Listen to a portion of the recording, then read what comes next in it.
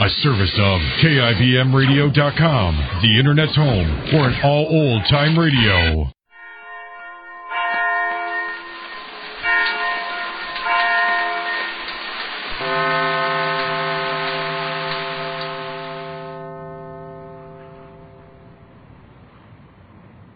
Stand by all stations. Attention, all districts. A 5-alarm fire.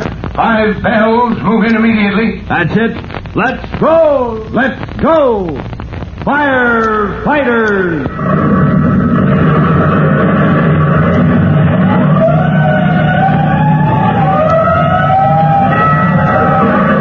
Presenting Firefighters, the true-to-life story of our unsung heroes who stand ready to ride by day or night against our most murderous enemy, the demon of fire.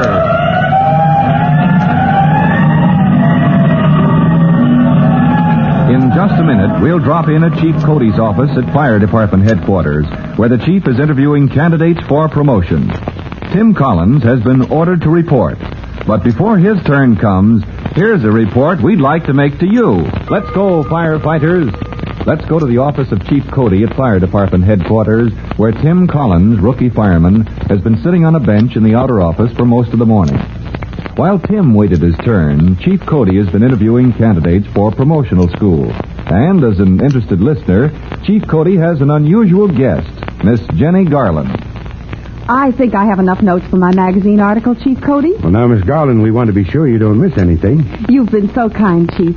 And all these men you've interviewed, they've been so helpful. There's just one more on the list, but if you're in a hurry... Oh, no, I just thought, well, isn't it almost time for lunch? I was hoping you'd let me take you to lunch. Oh, I'd love that, if you're not too busy. Yeah, never too busy to eat, Miss Garland. Oh, that's one thing you should write in your magazine about every firefighter.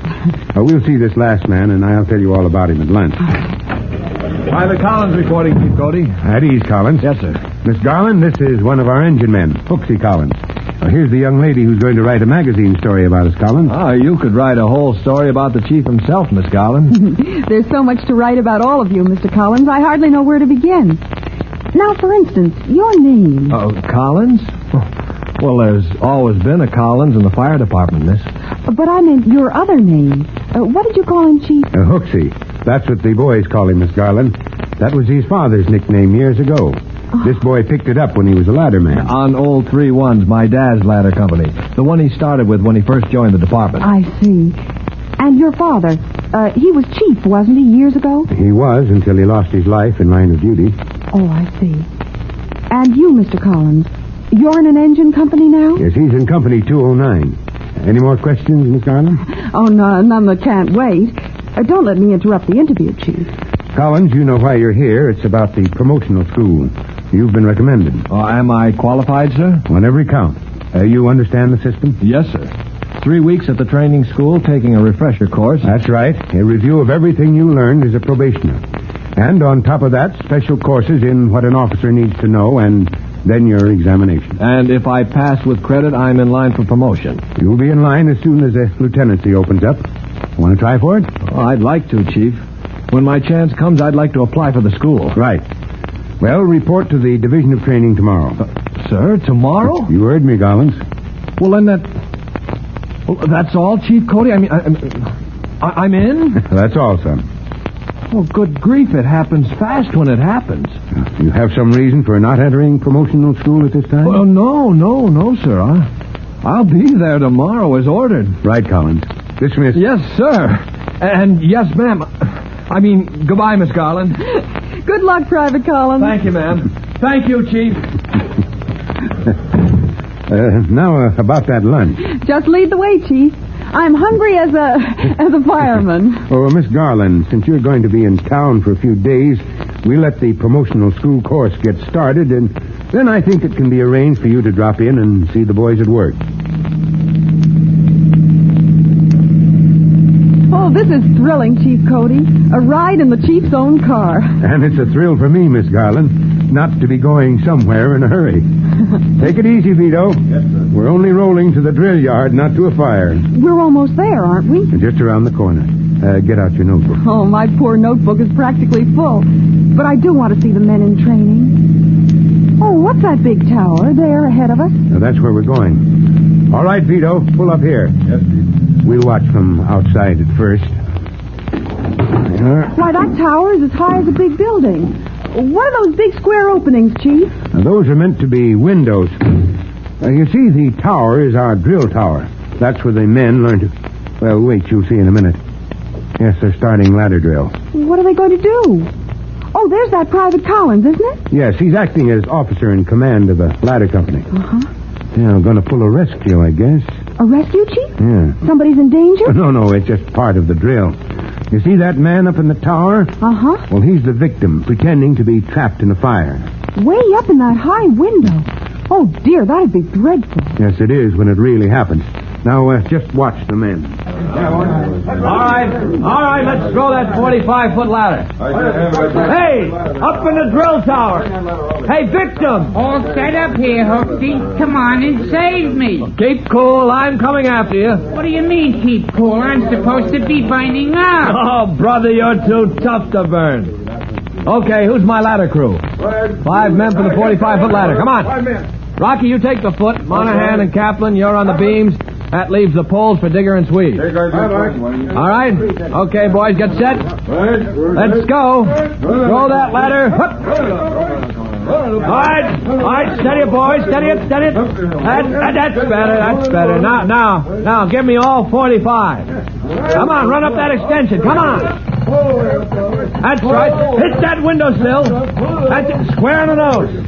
There we are. Please, somebody save me. These terrible flames, they make me so uncomfortable. Oh, bite down, Louie. Here I come. I think I shall faint. I'm breaking out in big blisters. That victim, that's Louis Fronheiser. He's the silliest thing. Yes, the department clown. There's one in every department. Oh, but now he's pulling back. What's he doing now? Pretending to be afraid of the ladder. Isn't that too dangerous to be funny? He might knock Collins off balance. Well, and it isn't funny, Miss Garland, not this part. Now, Collins will walk him down. You'll see. There. The victim is placed on the ladder. You see how Collins gets right behind him, standing on the same rung. Puts his arms under the victim's, holds him against the ladder with his own body. Like climbing down double. Well, that's just what it is, climbing down double. But why do they do that? Well, you ever look down from a high place, Miss Garland, maybe from a window in a tall building? Oh, I hate it. It scares me to death. I get so dizzy. Well, that's just it. Now, suppose you were trapped in a fire, had to climb down a ladder. I wouldn't do it. I'd rather... No, you wouldn't rather burn. You'd be glad to have a fireman walk you down. What's that? Oh, it's your driver, Chief Cody. Yes, must have a message over the radio in the car. All right, Vito, I'm coming. Shall I go? No, you wait here. I'll see what he wants. You watch the men. All right, men. All right, break down that ladder. Come on, let's go. Get some snap into it. All right, stow it away. Okay, that's that. Lieutenant Collins is now signing off, reduced to ranks again. Who's the officer this time? You, Rocky? Collins! Attention! Stand at ease, men. Collins, you're going to have a chance to work out with that ladder. Uh-oh, fire, sir? Trouble around the corner. Emergency 99. 99? Oh. Promotional company. Emergency 99. 99. Can you handle it, Collins? Or shall I tap in an alarm? Chief Cody, when it comes to emergency 99, we're the best company in the department. All right, men. We're so good we don't even need a ladder truck. Now, come on, we'll carry the ladder. Scene of the emergency is the first big tree, Collins, right around the corner. I see. The victim is 40 feet up and refuses to come down. Well, she'll come down when we get there, sir. All right, all hands. Stand by to carry that 45-foot ladder. Ready, Richard? Ready? Hup! Rocky, you lead off. That's it. Hup! Hup! Hup! All right, swing wide in that gateway. All right, on the double. Let's show some life. Cody, what's it all about? Huh? Oh, Miss Garland. Emergency 99. An emergency, Chief? What happened? Somebody's cat is up a tree and won't come down. Oh. We call it Emergency 99 because it happens 99 times a week. Come on if you want to see Hooksy Collins in action. Emergency 99. Coaxing a cat down from a high tree isn't one of the most serious rescues a fireman must be able to make. But on this run, Chief Cody and Tim Collins will find the situation more serious than they expect. And for Miss Garland, it turns out to be most serious of all. For this adventure, be sure to listen to our next true-to-life episode of The Firefighters. In just a moment, Chief Bob Cody will tell you, boys and girls, how you can help the firefighters in your own town. But first, here's a message you ought to hear. And now, Chief Bob Cody with a special notice for the Firefighters Brigade. Chief Cody. Hello, boys and girls. This is your friend, Chief Cody, keeping that date we made to jot down a list of common causes of destructive fire. Number 1 is a hazard you've heard about often. Write down matches and smoking. And here's what you should remember. Only genuine safety matches are reasonably safe in your home. But no matches of any kind are safe in the hands of small children. So, adding to the danger of matches, the danger of carelessness by people who smoke, we get that first big fire hazard on our list. Well, that's all for now. You'll be hearing from me soon. Fire Chief Cody and the young rookie fireman Tim Collins will be back on the same station the next time you hear... That's it. Let's roll!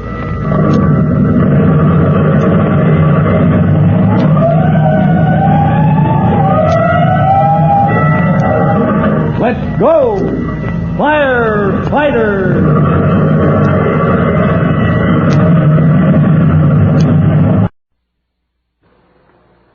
The Jack Benny Program, presented by Lucky Strike.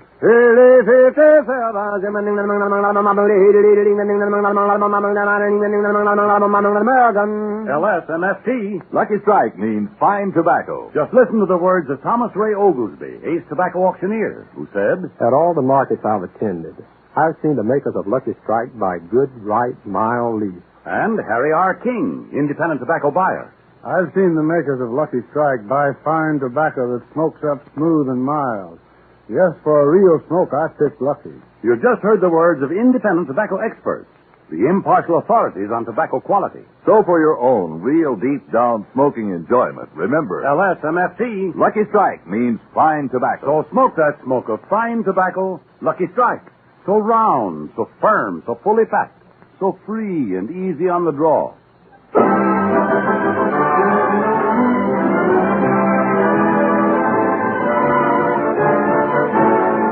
The Lucky Strike Program, starring Jack Benny, with Barry Livingston, Phil Harris, Rochester, Dennis Day, and yours truly, Don Wilson.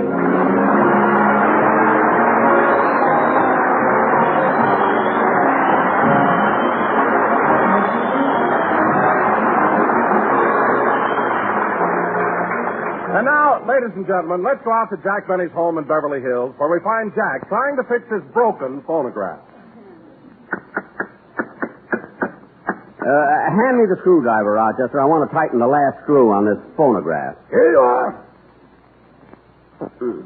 There. That ought to fix it. I'll turn it on.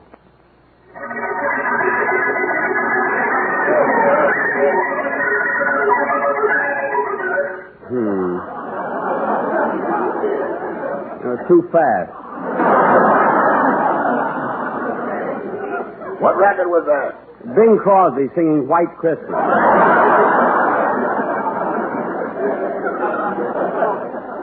It sounded more like F.E. Boone singing Mud on a Tree. Yeah. Yeah, I can't understand what's wrong with this phonograph. It's never given me trouble before. Well, boss, maybe if I took this and... Oh, Rochester, now look what you've done. You've knocked the horn off.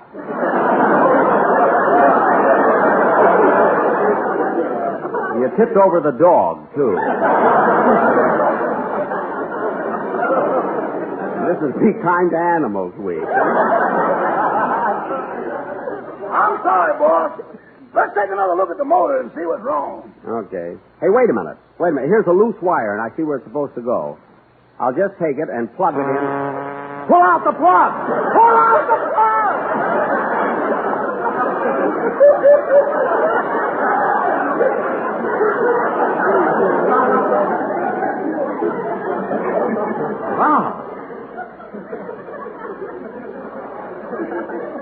Oh, what a shock.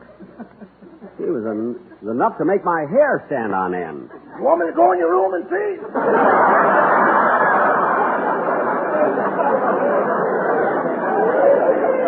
You don't have to. I'm wearing it. The show won't be as short as you think. Now, there's the wire is fixed. Now, let's try some other... Let's try some other records. Let's try some other records. What have we got in that album? Let me see. I'm Forever Blowing Bubbles, Dardanella, The Sheep of Araby, I Found $1 Million Baby.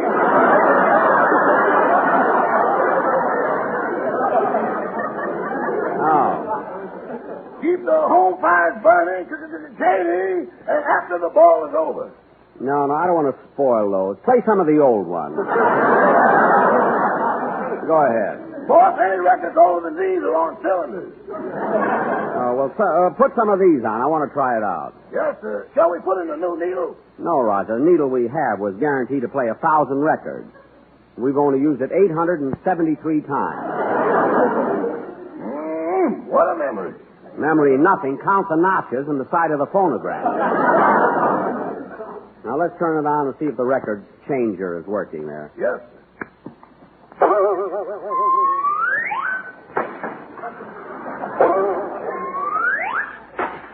Rochester, what's happened? Why is the phonograph throwing the records up in the air? We never should have fixed it with those parts out of the toaster.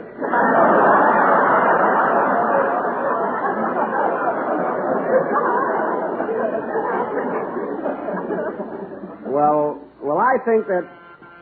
Come in. Hello, Jack. What are you doing? Rochester and I were just fixing... Duck, Mary, here comes the Sheik of Araby. Rochester, turn that thing off. We'll use it without the changer. Yes, sir. Jack, what's going on here? Rochester and I fixed the phonograph. Again? Why don't you get rid of that old thing and buy a new one? Mary, this phonograph isn't so old. Go on. Edison's fingerprints are still on it. What? And she means Edison, the boy. Look, Mary, the phonograph works all right now. I mean, I not only fixed it, but I modernized it and brought it right up to date. I'll bet you did. Well, if you don't believe it, try it yourself. All right. You got 2 nickels for a dime? Oh, Mary, put in the dime. Be a sport. No, it plays 3 records that way. If you put in a quarter, you get a sandwich, a cup of coffee, and a guide to the movie star at home. We haven't perfected that yet.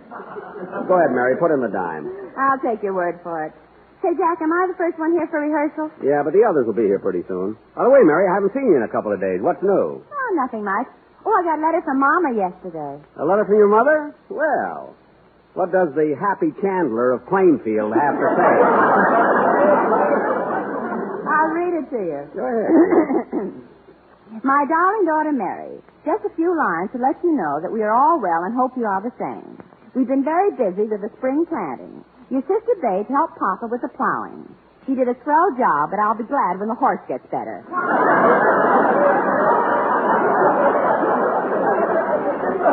Mary, your sister Babe pulled the plow? Sure, Jack. She's as strong as a horse. Yes, and when you put a straw hat on her, you can't... Jack, please. Excuse me, go ahead with the letter. And Mary, your sister Babe has a new boyfriend. Yeah. He is a local undertaker here, and I wish he'd give him up. I'm sick of him coming into the house with those second-hand flowers. But even though he's an undertaker, he's a very progressive and advertises on the radio. His theme song is How Are Things at Rigor Mortis? No, it could be To Each His Own. Hey, I'm hot today. Everybody's hot today. I wonder if I can get a guest shot on this program. And Mary, they nearly finished building the new high school here. It's very beautiful and modern and will cost over $1 million. Whoops. Jack, are you still doing that? I'm sorry. Go on with the letter.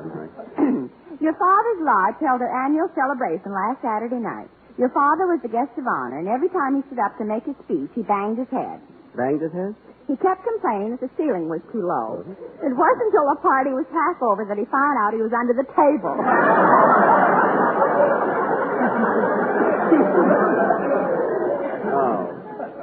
Oh, he made a speech to 3 cockroaches and a midget who had come in out of the rain. Your mother's a regular Milton Berle. Well, that's about all the news, Mary, so we'll close with love and kisses from your mother, Hop Along Livingston. What a letter. You know, Mary, I can't understand your mother. Oh, Jack, there's nothing wrong with Mama. Maybe not, but I wouldn't be married to her for $1 million. Whoop! Mary, you too? Yeah, it must be contagious. Yeah. Hey, that must be some of the gang. Come in! Well, it's Dennis. Where? It's you. Come on in. Hello, kid. Hello, Mr. Benny. Hello, Mary. How are you, Dennis? Fine. Gee, it sure is hot out. Well, it certainly is. This morning, my uncle fried an egg on the sidewalk. He did? Yeah. Yesterday, he fried an egg on the sidewalk, too. No kidding. Yeah. You know where you can find an apartment?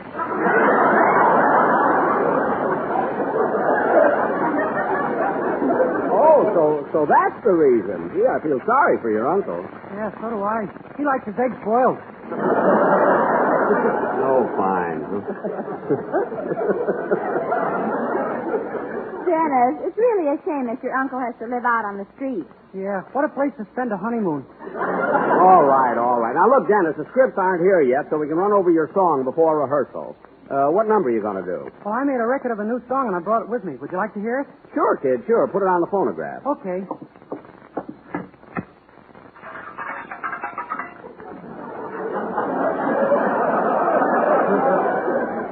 Is this deductible for my income tax? Oh, sure. It's a business expense, you know. Now, go ahead. Turn it on. Okay. Jack, what are you doing with that knife? I'm putting another notch on the side of the phonograph. Come on, kid. Let's hear the song.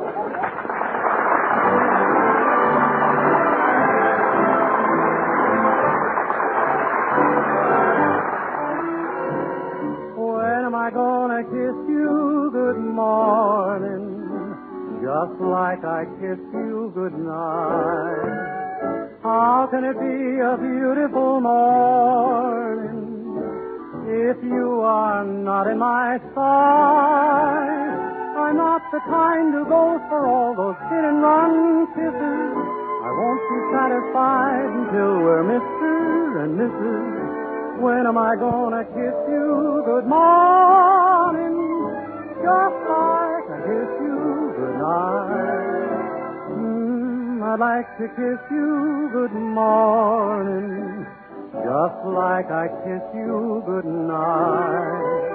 When can I put the ring on your finger? When will we do it upright? We'll hide away in some cafe, the candlelight bewitching. I'd rather have those ham and eggs in our little kitchen. But when am I gonna kiss you good morning? Just like I kiss you good night.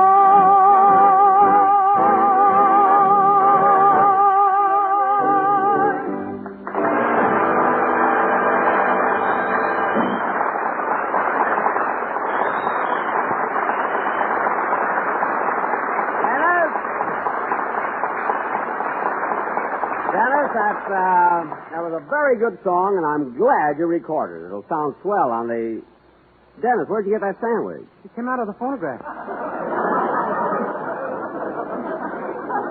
Well, what do you know? It worked. Yeah, but not very well. Huh? What a sandwich. It's like a ham between 2 records. Well, that's sort of a double decker.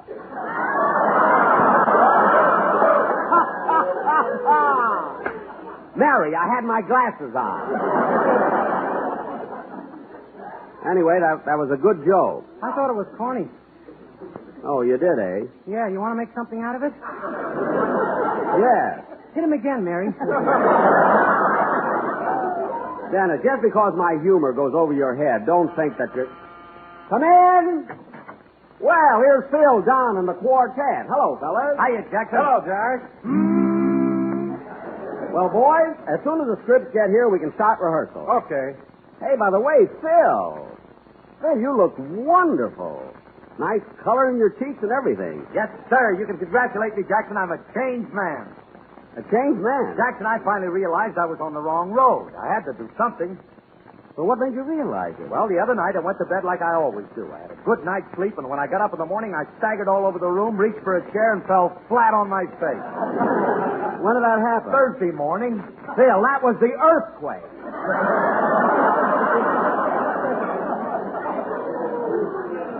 Holy smoke, and I gave up drinking. Phil. Wait a minute, Jackson. Hand me that phone. I got to call Frankie before it's too late. Why, what's the matter? He's on his way to a sanitarium to take the cure. Well, let him go, Phil. Believe me, it won't harm him permanently. I'm sure you will. Hey, Mr. Benny, you know what happened to me during the earthquake? What, kid? My mother was giving me a haircut. When things started to shake, she cut one of my ears off. You know what?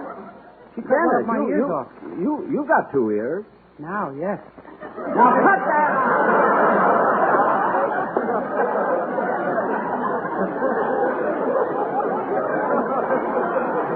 That's the silliest thing I ever heard. Now, yes. Jack. What? I want to do some shopping. What about the rehearsal? Well, the scripts will be here in a couple of minutes. Oh, say, Jack, I meant to ask you, how did you finally make out with Sam Goldwyn last week? Are you going to do a picture for him? No, Don. You see, Mr. Goldwyn wants me to, but his next picture isn't my type. It's going to be Les Miserables. Les Miserables? Yes, by Victor Hoagie. That's Victor Hugo. You got him mixed up with Hoagie Michelson. Yeah, well, anyway, Mr. Goldwyn and I are going to work out... Hey, that must be the script. Come in. Hello, everybody. Long time no see. Well, Steve! Hey, kids, it's my publicity man, Steve Bradley.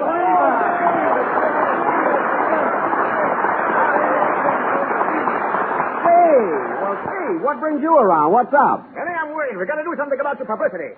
Publicity? Yes, and last week I conducted the popularity poll, and compared to the poll I made 3 years ago, you've only moved up 1 place. 1 place? When did that happen? When Hitler killed himself. Now, wait a minute, Steve. No time to lose, Benny. I thought it was so urgent that when I couldn't reach you by telephone, I sent a message by carrier pigeon. Carrier pigeon? Oh, that must have been the pigeon that landed on my windowsill. Yeah. Didn't you see the message tied to his ankle? The message? Rochester. Don't look at me, boss. You ain't the leg. See, I thought the paper on that leg was a pansy there. Anyway, Steve, I appreciate you worrying about me, but I don't need any publicity. As a matter of fact, only 2 weeks ago, my picture was on the cover of Newsweek magazine. Hey, Jackson, was that your face? Certainly. How do you like that? I thought it was an ad for Spam. That's because the photographer told me to stick out my tongue. Doesn't say someone turns the page and you got a place to wet his fingers. Yeah. They think of everything. All right, Benny, I think that picture on the cover of Newsweek was great, but you got to follow it up with something. Some sort of a stunt. Now, wait a minute, Steve. I don't want any more of your stunts. The last time you had an idea, you wanted me to go to Texas, climb into the Big Inch pipeline, and swim all the way to New York. And you had it timed so I'd crawl out the other end on Groundhog Day. No more of that for me. I know, but this new idea is different. Benny, I've got an idea that'll make you loved and respected by everybody in the country. Me? Yes, sir. Take one of the great men in American history, like Abraham Lincoln. Lincoln? Yes, from now on, you're going to do everything Lincoln did. You're going to act like Lincoln, talk like Lincoln. Yes, maybe even walk like Lincoln. But, Steve, I don't know how Lincoln walked. Don't you remember? Now, look, Steve, unless you've got an idea that makes sense, I don't want any part of it. I don't want any... Now go home and try... Wait a minute. Hold it. What? Why didn't I think of this idea before? What an idea. All right, what is it? Baseball. Huh? Look, Bob Hope bought himself the Cleveland Indians. Bing Crosby bought the Pittsburgh Pirates. And today, what is everyone talking about? The weather. Dennis. Is it unusual? No. What are you getting at, Steve? Benny, you've got to have a baseball team. Well, look, Steve, I like the idea, but a baseball team is liable to run into a lot of money. Now, leave it to me, Benny. I'll find you a team that won't cost you much dough. Good. I'll get a team that's unknown with proper training in a year or so. You can sell them to somebody else and turn yourself a net profit of $1 million. Say, that sounds pretty... Jack, how come you didn't go whoop? When it's coming my way, there's no need for it. Now, all right, Steve, it's a great idea. Go out and get me a baseball team. Leave it to me, Benny. So long, everybody.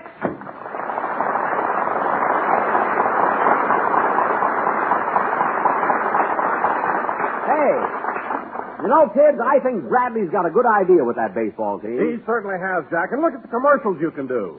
Commercials with baseball? Why, certainly. You've got your quartet, the Sportsmen, right here, and they can take a song and fit it to anything. What are you talking about? Have you got a record of Take Me Out to the Ball Game? That's one of our new ones. Yes. I'll put it on. Here's a nickel, Jack. Now, this one's on the house.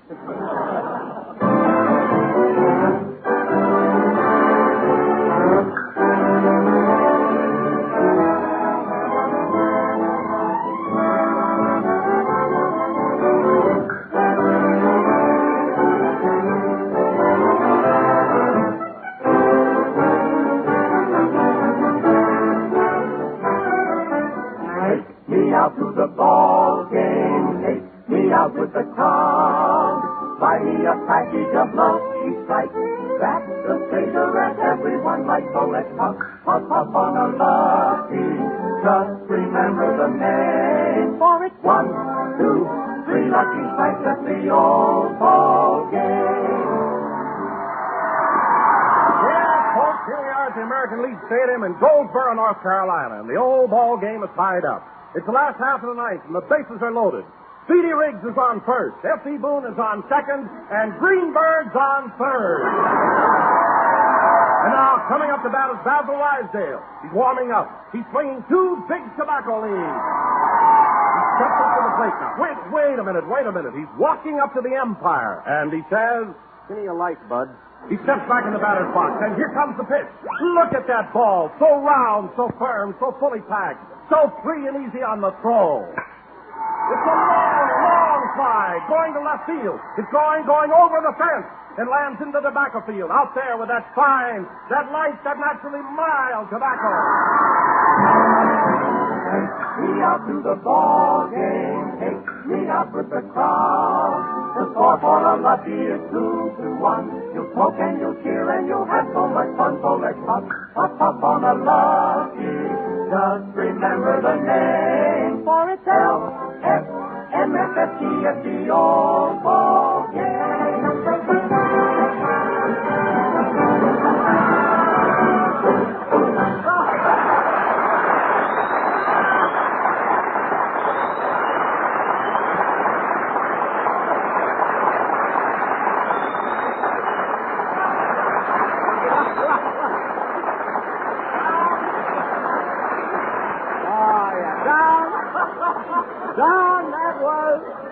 Don, that was wonderful.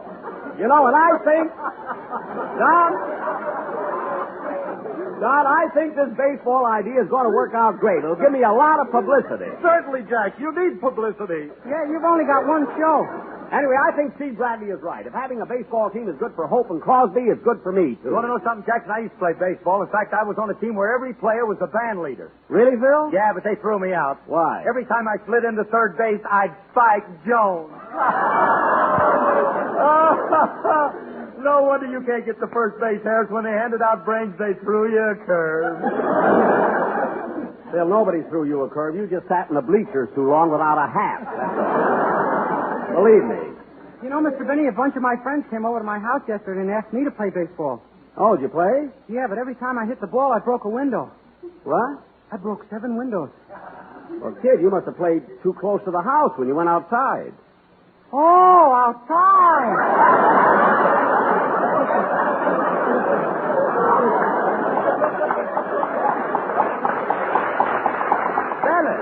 You mean to say you played baseball inside the house? Yeah, you want to make something out of it? Oh, be quiet. Jack, why don't you stop sitting around? I got some shopping to do. Let's get on with the rehearsal. Mary, we can't. The scripts aren't here yet. They aren't? No. Well, why don't you call up NBC and see what's wrong? All right, I will. Take me out to the ball game. Take me out with the crowd. I know a way to save 80 cents. I'll drill 2 holes and we'll look through the fence.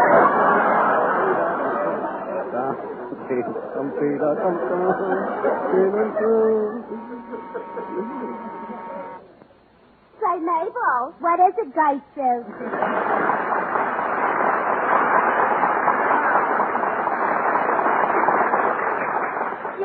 sideline is flashing. You'll get it, will you? Okay.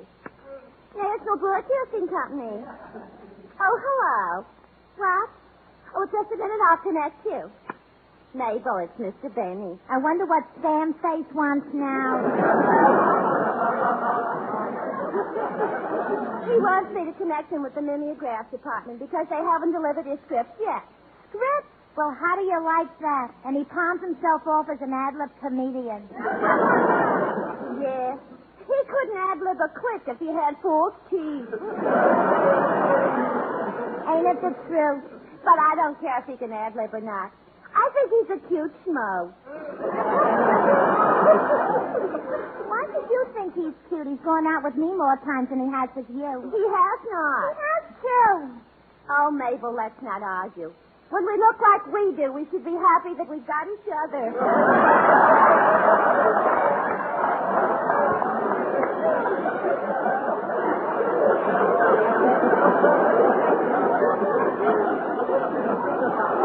Well, I don't know about you, but I'm expecting Mr. Benny to pop the question any day now. Pop the question? Why, Mabel, how do you know? What happened? What did he say to you? Tell me all about it. The switchboard is buzzing. I won't answer till you tell me. Come on, Mabel, don't keep me in suspense. I'm getting all over goose pimples. Don't hold out on me. You've agitated my curiosity. Tell me what... Right to the switchboard. Oh, okay. Due to a strike, only emergency calls will be handled. Now, Mabel, tell me what happened. What did he say to you? He didn't say anything. He just kissed me. Why, Mabel Flapsaddle. Yeah, and I felt so silly. Why? When he kisses me with those thick glasses on, I feel like I'm window shopping.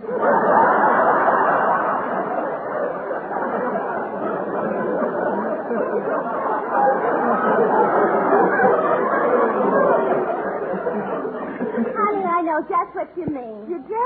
Yeah. One time when he was kissing me, I saw my reflection in his glasses, and I thought someone was watching us. Anyway, Mabel, what I wanted to say... Operator! I want the mimeograph to pop out. What? Well, when you get him, tell him to send the scripts out to my house. Goodbye. Well, kids, there's nothing to do but wait. We won't be able to rehearse until... Hold everything, Benny. I'm back. Come back. Steve! Yes, Benny, you wanted the baseball team, and Bradley didn't let you down. That's swell. Just sign this contract, and the team is yours for $1,000. Good. There you are. Now, what's the name of the team? The BBBs. BBBs? What's that? Benny's bought some Bloomer Girls. Bloomer Girls? Certainly, Benny, I can see it now all over the sports page. Pictures of Bob Hope and his Indians. Bing Crosby and his Pirates. Just Benny and his Bloomers. Steve! You can't do this to me. Oh, Benny, I'll see you out at the field. Steve! How do you like that? A girls' team. I got a good mind. Jack, your slip is showing. Oh, quiet.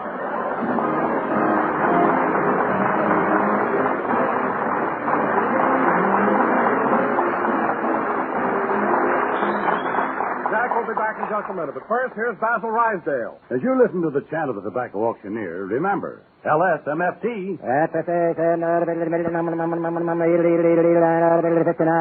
American. Lucky Strike means fine tobacco. And in a cigarette, it's the tobacco that counts. Listen now to the words of a man who's seen millions of pounds of tobacco bought and sold. Mr. George Alfred Webster of Durham, North Carolina. He said, At auction after auction, I've seen the makers of Lucky Strike buy fine tobacco that makes one grand smoke. I've smoked Lucky's myself for 29 years. Those were the words of a man who really knows tobacco. Yes, independent experts like Mr. Webster can see the makers of Lucky Strike consistently select and buy that fine, that light, that naturally mild tobacco. fine, light, naturally mild tobacco. Remember, LSMFT. Lucky Strike means fine tobacco. No doubt about it. LSMFT. Lucky Strike means fine tobacco. And this fine Lucky Strike tobacco means real deep down smoking enjoyment for you. So smoke that smoke of fine tobacco, Lucky Strike. So round, so firm, so fully packed, so free and easy on the draw.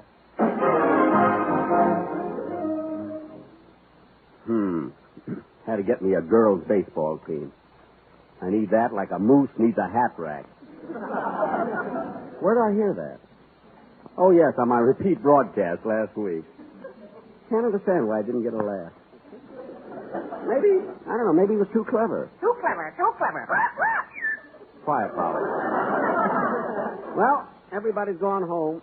I might as well practice on my violin. Oh, Rochester, give me A, will you?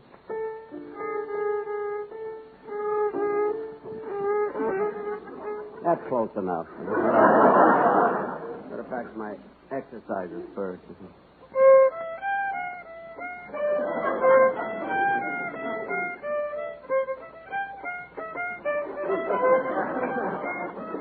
No, I better not jazz it up yet. I'm not ready for it yet.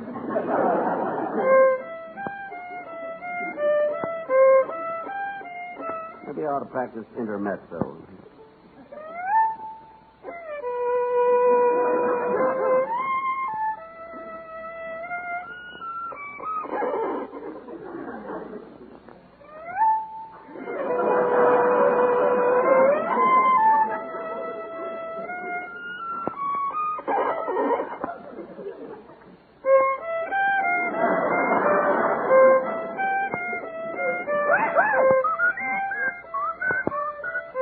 This is NBC, the national broadcasting company.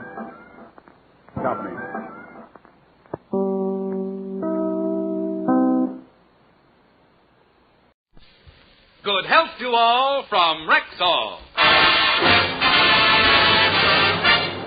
It's the Phil Harris Alice Faye Show, presented by the makers of Rexall drug products and 10,000 independent Rexall family druggists. Good evening. This is your Rexall family druggist, here to welcome you for all 10,000 of us.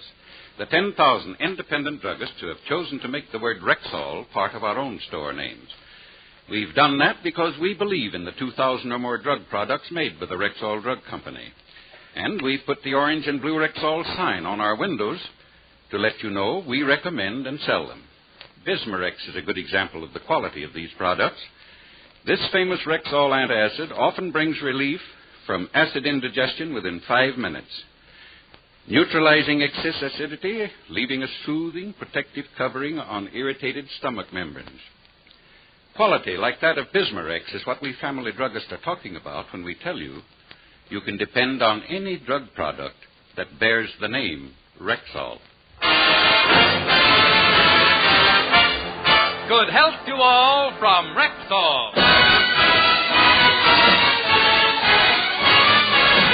And now your Rexall family druggist brings you the Phil Harris Alice Faye Show, written by Ray Singer and Dick Chevrolet, with Elliot Lewis, Walter Tetley, Robert North, Janine Roos, Ann Whitfield, Walter Sharp and his music, yours truly, Bill Foreman, and starring Alice Faye and Phil Harris.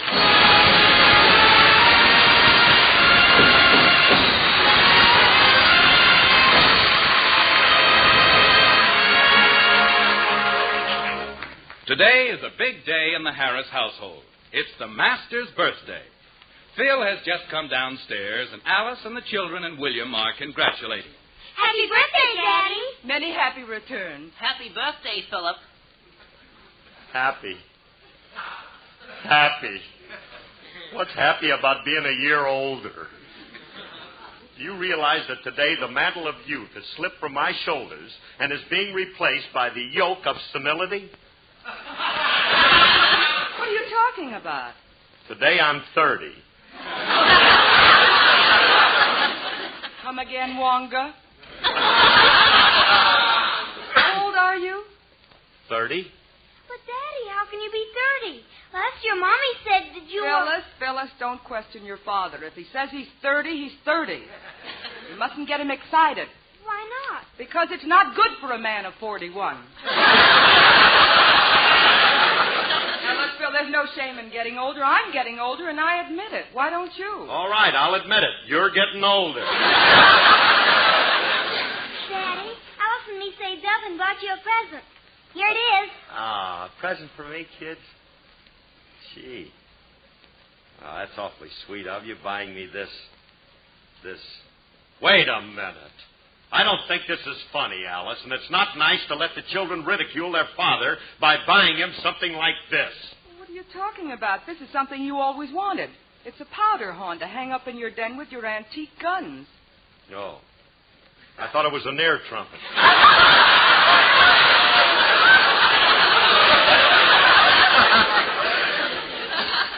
I'm sorry, kids. Thank you very much. Well, here's my present, honey. Happy birthday. Gee, another powder horn. No, this is an ear trumpet.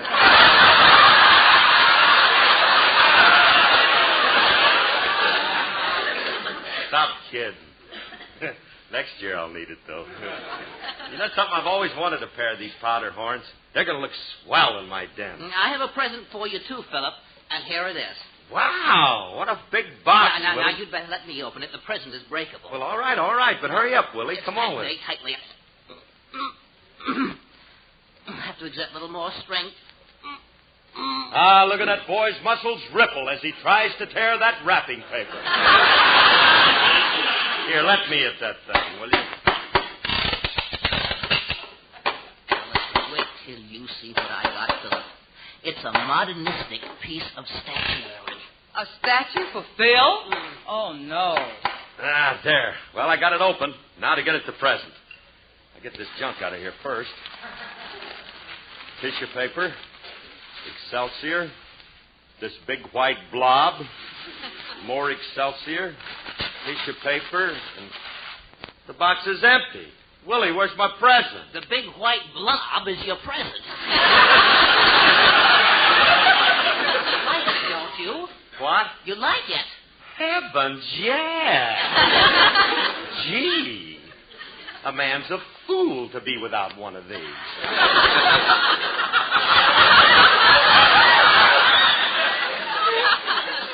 I'll wear it always. You don't wear it. Oh. Alice, how do you like it? Oh, Willie, this is really something. Isn't it? Philip, this is a modernistic statue, and it's all for you. Why, look at the way it's made. Somebody made this? I thought it was a fungus growth that attached itself to the box. I'll explain the statue to you. It's symbolic, and it represents the human struggle. This white lump is a woman kneeling with her hands outstretched. The three globe-like objects in front of it represent the phases of a person's existence: infancy, adolescence, and maturity. And they're all groping for the staff of life. Is that what that is? Looks like three bald-headed hobos fighting over a cigar butt.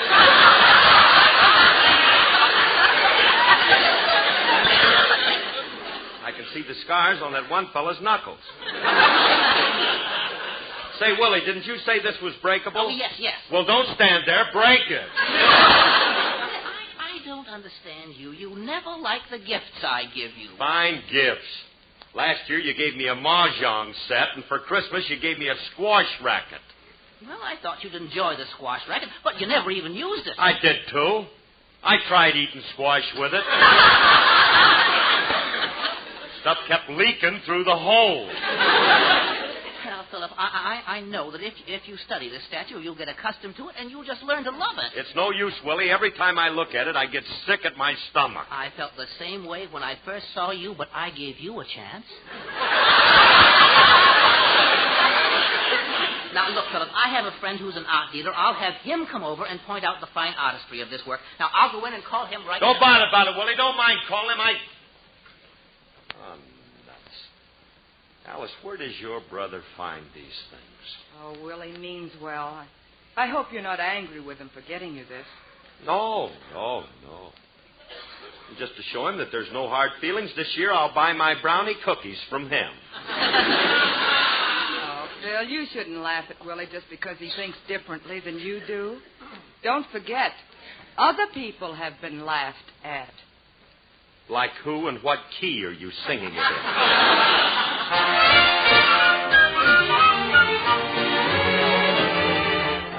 They all laughed at Christopher Columbus when he said the world was round. They all laughed when Edison recorded sound. They all laughed at Wilbur and his brother when they said that man could fly. They told Marconi wireless was a phony. It's the same old cry. They laughed at me, wanting you. Said I was reaching for the moon. But ooh, you came through. Now they'll have to change their tune. They'll change their tune. They all said we never could be happy. They laughed at us and how. But ho, ho, ho. Who's got the last laugh now?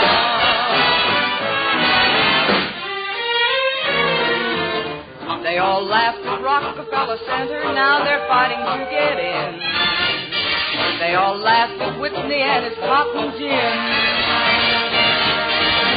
They all laughed at Fulton and his steamboat, Hershey and his chocolate bar. Ford and his Lizzie kept the laughers busy, that's how people are. They laughed at me, wanting you, said it would be hello, goodbye. But ooh, you came through, now they're eating humble pie. They all said we'd never get together, darling, let's take a bow. Who's got the last laugh? I've got the last laugh. We've got the last laugh now.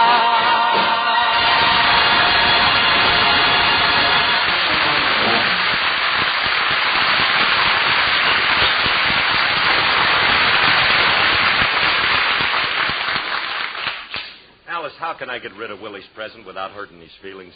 Oh, Phil, you're not being very gracious. At least Willie remembered your birthday. That's more than Frankie did. He didn't call or send a card or anything. Well, he's not the I'll get that. Come to think of it, Alice is right. You'd think my best friend would remember that at least it was... Hiya, Curly. Happy birthday.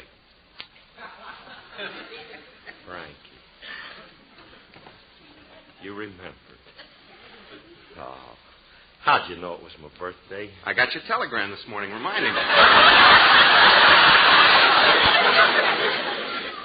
I got a present for you, too. Ah, Frankie, now don't tell me I didn't have to buy anything, because you told me that last year, and when I didn't, you laid me off for 2 weeks.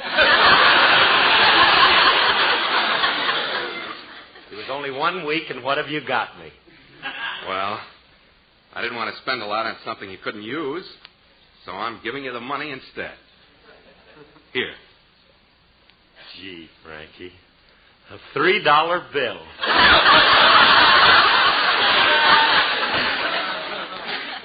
I've never seen one of these. They're very rare. A friend of mine makes them to order. That's a novelty. Custom-made money. Did you get any other unusual birthday presents, Curly? Yes. I got one from Willie. Yes, indeed. Mm-hmm. Yeah, Willie brought me one. Come on in. I'll show it to you. All right. Hey, will you see what that dove laid on me? Oh, Philip, my friend will be over soon. Oh, hello, Francis. Hi, Willie. Curly was just going to show me the present you bought him. Oh, wait till you see it. Philip doesn't seem to appreciate it, but I know you'll be thrilled. Well, there it is. There what is? Right there in the center of the table. Oh, what a shame. How did he get hurt?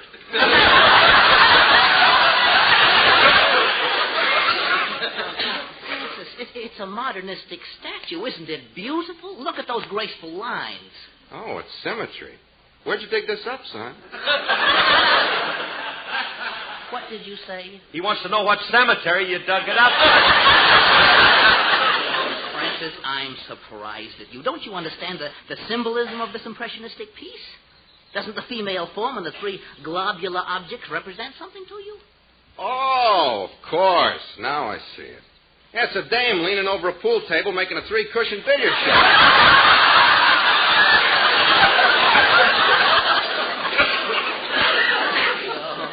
Never mind.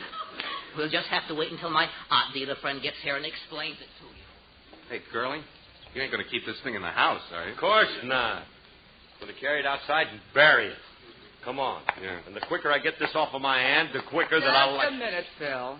Where are you going with that statue? I'm getting rid of this monstrosity. Oh, no, you don't. It's a gift, and you're going to keep it. Besides, it's not a monstrosity. The more I look at it, the more I like it. In fact, I understand it now. This kid's been sipping hot muscatel.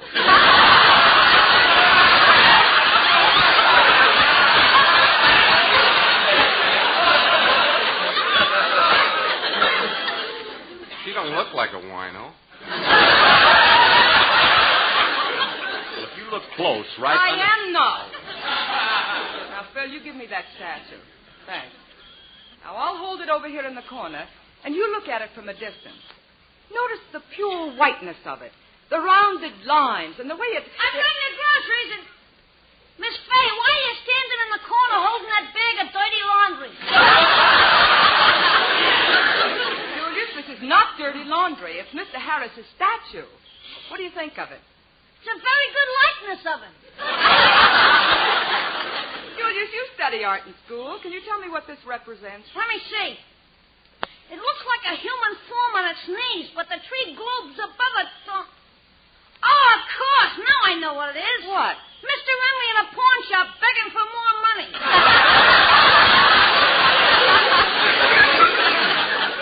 It's not Frankie. Look, kid, although this statue is very dear to me, I believe in sharing my joy with my fellow man. In short, I'm giving you this statue to show how I feel about you. Thank you very much. I hate you, too. What am I going to do with a sloppy mess? That's your problem. Get it out of here. Right this way, Harry. The statue's in here. Folks, I want you all to meet Mr. Daniels, the art dealer. How do you do? Hello, Mr. Daniels. Hi, Dan. There's the statue. Right there on the table. What do you think of it? Well, let me see. This technique looks familiar. By George, this was done by the modern Greek master, Clydenophanes. Not the Crocanolicus. Clydenophanes. Hey, did you hear that, Ram? This thing's a genuine Clyde. This is quite a valuable piece of art. I'm willing to pay $1,500 for it. Who owns it? I bought it. It's my present. But I'm holding it. Just a minute, mister. I'm not going to let these two guys cheat Curly out of $1,500. Mr. Remley, who does this statue belong to? Me. I can settle this. I have the bill of sale, and that proves I'm the legal owner. But I'm not selling it to you, Harry. I can get more for it at a public auction. Oh, very well. But do me a favor. I'm having an auction at my place tonight. Put it up there so I can bid on it. Fair enough. Well, I'll see you tonight, then. Goodbye, everybody. I'm getting out of here, too. You're nothing but a bunch of Indian statue givers. I'll leave with you, Julius. There's one thing I can't stand. It's a crude exhibition of money grabbing that I can't get in on. William, I'm surprised at you. Giving a gift to Phil and then taking it back because it's worth a lot of money. Shame on you. And fie on you, too. I hope your next upside-down cake comes out right side up. Alice, I guess you're right. I was overcome by greed, and that's not like me. Philip, you may have the statue, and whatever you get for it at the auction, you may keep. Ah, gee, Willie. It's more like you. That's swell of you, kid. You're really a nice little guy, and I want you to Philip, know... stop patting me on the head. You're hitting my soft spot. Willie, you just did me a big favor, so I'm going to do you an even bigger favor. You're going to give me the statue? No, I'm going to sing to you. This is a favor?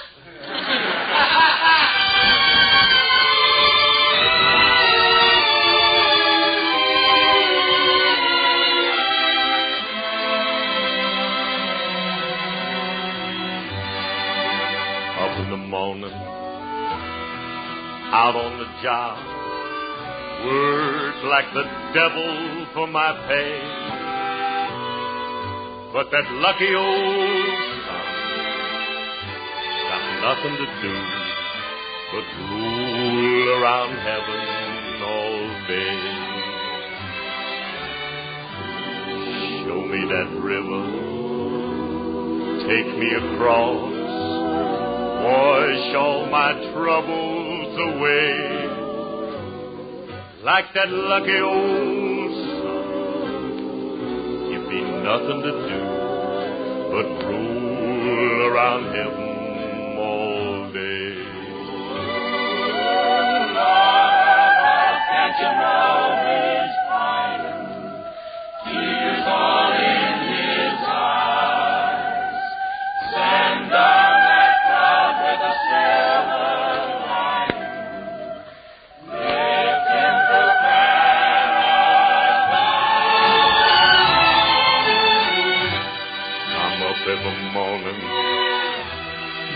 on my job. Work like the devil for my pay. While that lucky old son got nothing to do but rule around heaven all day. Fuss with my woman, toil for my kids, sweat till I'm wrinkled and gray. But that lucky old son, he ain't got nothing to do but rule around heaven all day. Good Lord above, can't you know I'm pining? Tears all in my eyes. Send down that cloud with a silver lining. Lift me to paradise. To that river, take me across. Wash all my troubles away. Like that lucky old sun, give me nothing to do but roll around heaven all day.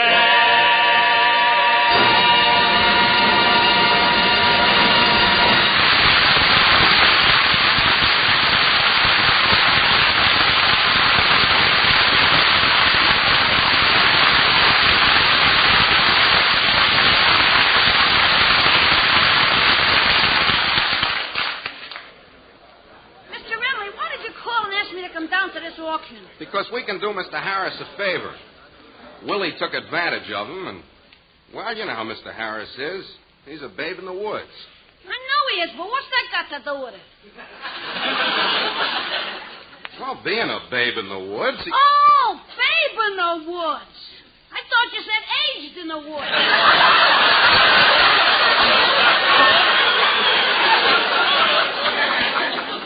How can we help the old boll weevil? Well, Willie owns the statue, and when he has it auctioned off, it's up to us to see he doesn't get much for it. We louse up the bid, huh? That's right. All we have to do Hey, is... Remley. Ah, good. You got Julius with you, huh? Yeah. Hey, I want you two guys to do me a favor. See, I'm auctioning off this statue. You don't and have to tell us what to do, Curly. Huh? That's why we're here. To help you. We got it all figured out, Mr. Harris. You just start the auction and leave the rest to us. Ah, swell. Okay, thanks, fellas. Ladies and gentlemen, I'm about to offer for auction this beautiful piece of statuary. Is that the statue you were telling me about, Harry? That's the one. It's worth $2,000 easy. 2,000? You guys is a couple of pikers. That statue's worth 10,000 of anybody's money. Glad to hear you feel that way about it, son. Now, gentlemen, let's start the bidding. What am I offered? $1.35. $1.35. Sold to Mr. Harris for $1.35. Wait a minute, Grandma. Come here. What are you trying to do? We're helping you. Well, if you want to help, start with 1,000 and stick to it. But, Curly... Don't argue. Just do as I tell you now. All right, now, gentlemen. I'm ready to hear your offers. What am I bid for this beautiful statue? $2,000. $3,000. $1,000.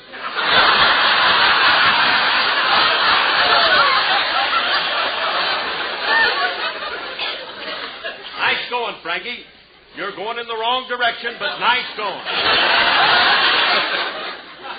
No wonder you didn't bid 500. 500! No question. $1.35. How did we get back to that? It seems to me I heard somebody offer 3,000. I did. 3,000. 4,000. 1,000. 5,000. 6,000.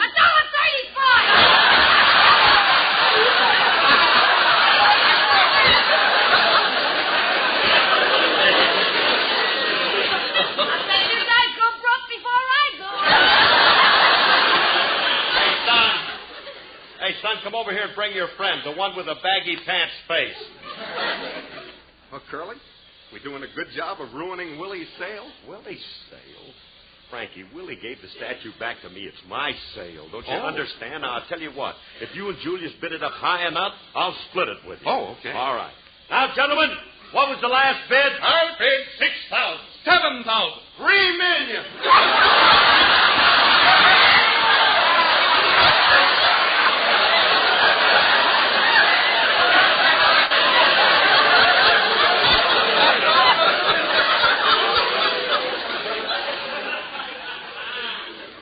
$7,000 to $3 million? I could have sworn there was some numbers in between. Harris, 8,000 is my last offer. Take it or leave it. Do I hear more? 8,000 once, 8,000 twice, sold for 8,000.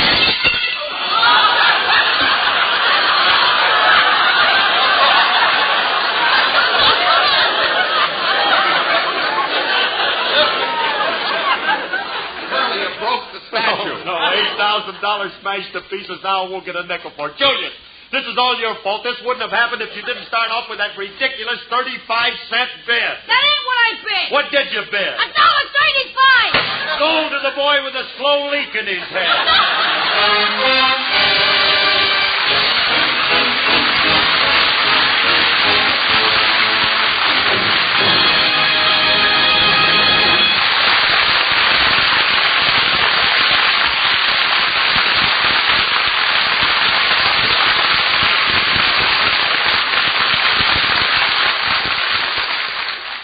Alice and Phil will be back in just a moment.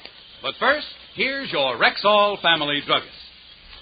Whenever a customer asks me if Rexall aspirin is the fastest dissolving aspirin you can buy, I tell them no.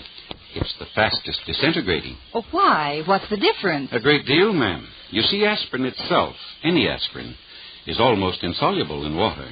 And it's also too fine to hold together in tablet form. So a way had to be found to bind it with an ingredient that would quickly disintegrate. That is, break up the tablet. So the aspirin itself would immediately be free to do its job. I see. The quicker the breakup, the quicker the let-up. Exactly, ma'am. And that's why Rexall scientists developed a binder so low in moisture content that it expands and pulls apart the very second it comes in contact with water, completely freeing the 5 full grains of aspirin in every Rexall aspirin tablet and allowing them to go to work for you even while you're swallowing the tablet. Oh, I'd say that's about as fast as you can get it. And you'd be absolutely correct. By laboratory test, Rexall aspirin disintegrates faster than any other leading brand tested. And that's the kind of quality we family druggists are talking about when we tell you you can depend on any drug product that bears the name Rexall. Good health to all from Rexall.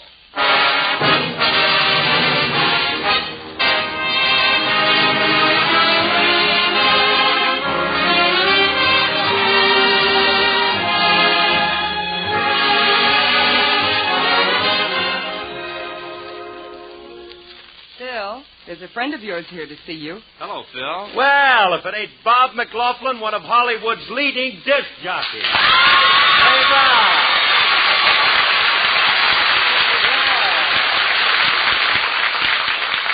Hey, what's on your mind, Robert? Well, I have some great news for you, Phil. As a result of reports from my Rexall record shows all over America and my fellow disc jockeys, your victory recording of the Old Master Painter, with music arranged by Walter Scharf, places you on top of the list as America's newest male vocal sensation. Julius, keep out of there.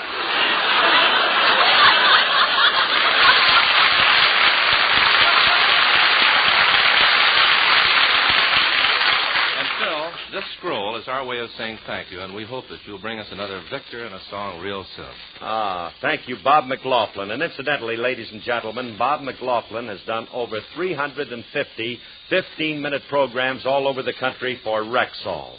And Bob, to you and all the disc jockeys all over America for this vote of confidence, I want to thank you. And also to our listeners for accepting this song from Filthy. Yeah, that's me. Oh, for crying out loud.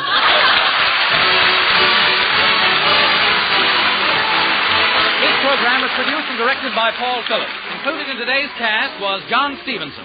The part of Frankie Remley was played by Elliot Lewis, and Julius was played by Walter Tetley. Why cough your head off these winter days when there's such soothing relief with Cherisote, Rexall's popular cough remedy? Ruby red and pleasant tasting, Cherisote does double duty, soothing the raw and irritated membranes of your throat and bronchial tubes and helping to loosen your cough. See your doctor about any cough that hangs on. Ask for Cherisote wherever you see the orange and blue Rexall sign on the window. And remember, you can depend on any drug product that bears the name Rexall.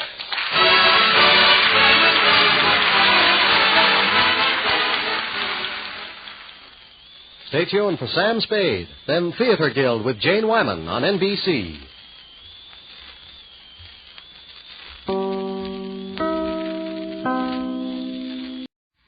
Speaking of radio, the Jack Benny Program.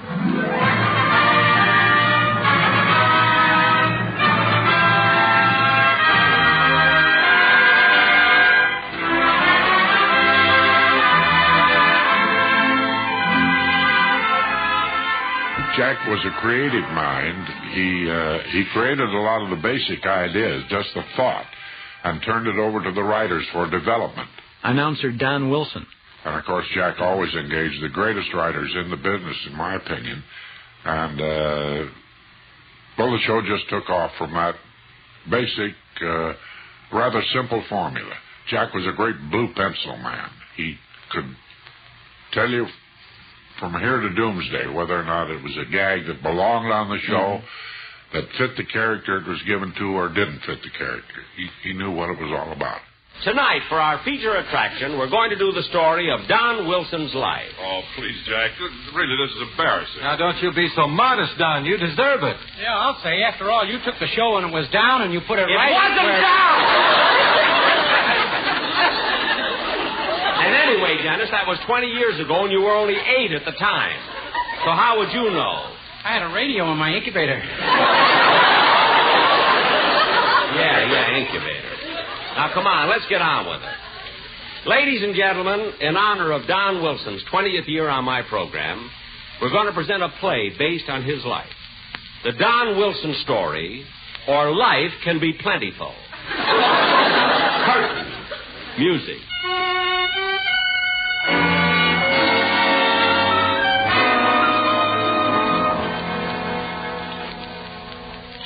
Our story opens in Denver, Colorado, many years ago. The stork has just delivered a precious bundle to the home of Mr. and Mrs. Donald C. Wilson, Sr. The mother happily whispers to the father, "Darling, it's a boy." And the proud father said, "Yes, aren't we lucky? The stork brought us a boy." And the stork said, "Oh, my aching back."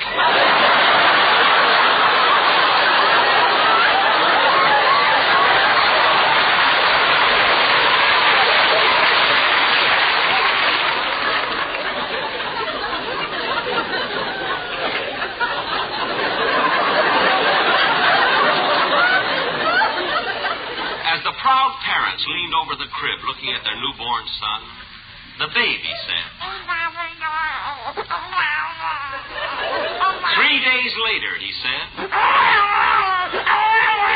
I want a roast beef sandwich.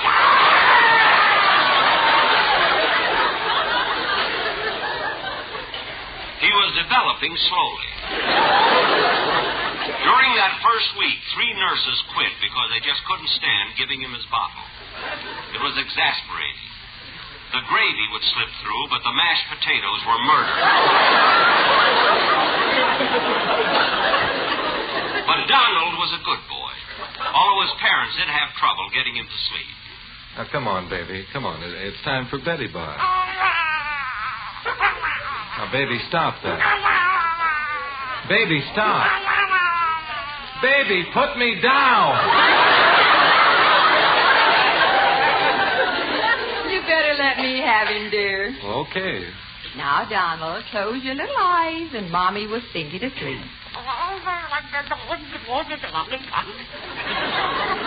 Rock-a-bye, baby, in the treetop.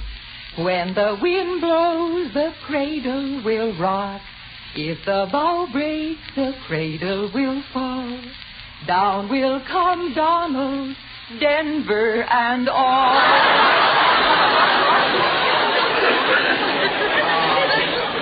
Look, dear, he's asleep. The years passed quickly, and Don entered college.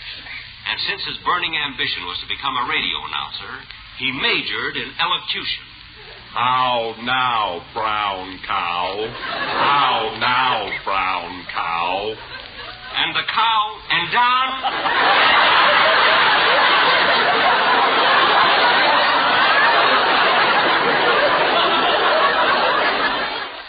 Don was a brilliant student, and he graduated from college, magna cum laude.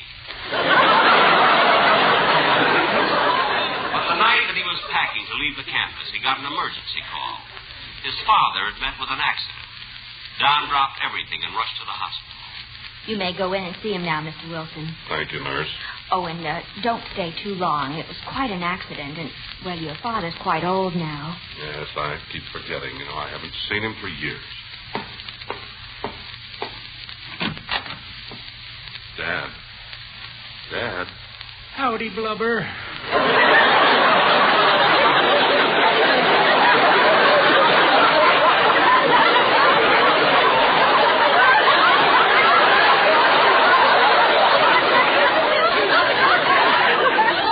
Gosh, Dad, I just can't get over it. What's that, son? Well, I know it's been a long time since I've seen you, but I'd hardly recognize you. How come you look so different? 'Cause Bob Crosby can't play the part of an old man.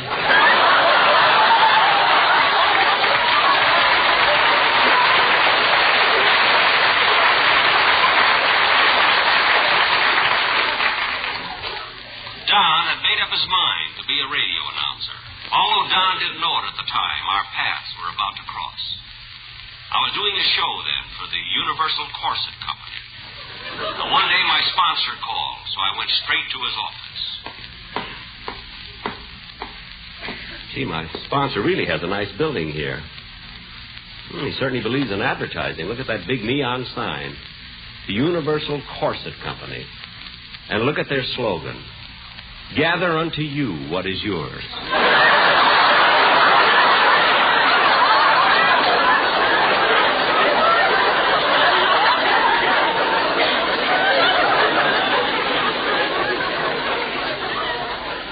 Well, I better go in.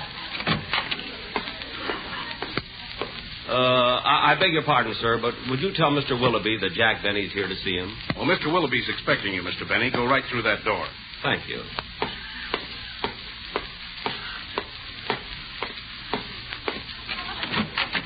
Yes? Mr. Willoughby, please. Oh, you're Mr. Benny. Mr. Willoughby's expecting you. Go right through that door. Thank you.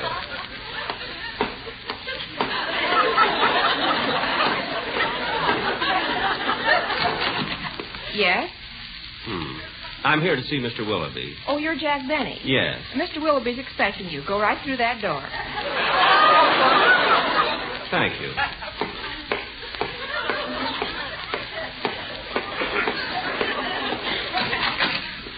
Yes?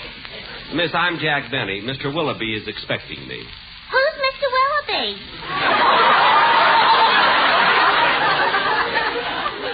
Look, miss, isn't this the Universal Corset Company? Yes? Well, Mr. Willoughby is the president. Oh, you mean Poopsie. Poopsie? Yes. Go right through that door. Oh, well, all right.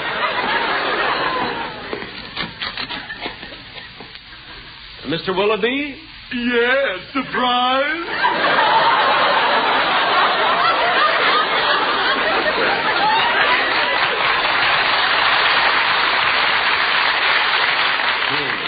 Mr. Willoughby, I'm Jack Benny. Yeah, I know. Come right in. Thank you. Now, Mr. Willoughby, what is it you wanted to see me about? Well, I hate to bother an artist of your stature with trifles, but a strange thing has happened since you've been broadcasting for us. What's that? We've been losing money. We've been selling corsets for 15 years, and this is the first time the company is feeling the pinch. Mr. Mr. Willoughby, just what is your complaint about my program? I can't stand the way you read our commercials. I want you to hire an announcer. So I started auditioning announcers. I tried voices. Voices, all kinds of voices. Deep ones, high ones, soft ones, loud ones. All right, Bud, you're next. Read this. The Universal Corset Company presents Jack Benny. Now, the show opens, and you say... The Universal Corset Company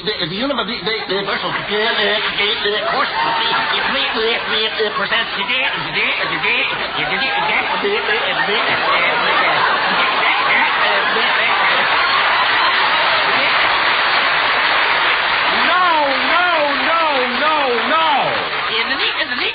Yeah, that's all, folks. I auditioned over 500 people, but I wasn't getting any place. It was then that I decided to try my luck at the famous Acme Elocution School. A with a U is A-U, A-U. D with a U is D-U, D-U. U-D, U-D, U-A, U-A. G with a U is G-U, G-U. E with a U is E-U, E-U. A-U, E-U, G-U, D-U. Very good, students. Very good. Now, what did you think of that, Mr. Benny? P with a U is P-U.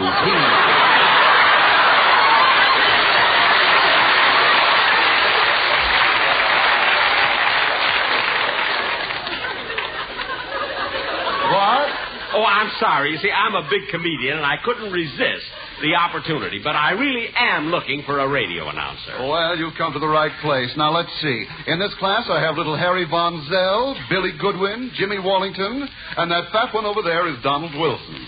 Donald Wilson. Yeah, I like that name, and he looks like he might be just right for my program. Well, certainly, Mr. Benny. I'll call him over. Oh, Donald. Donald, this is Jack Benny. How do you do? How with an H and an O and a U and an O and a D is a how do you do? Now, Mr. Wilson, I'm considering you as an announcer for my program. And if you take the job, I hope everything turns out fine. Thank you. Now, about your salary, Mr. Wilson. Oh, I'm so anxious to get into radio. I'll work for my 3 meals a day.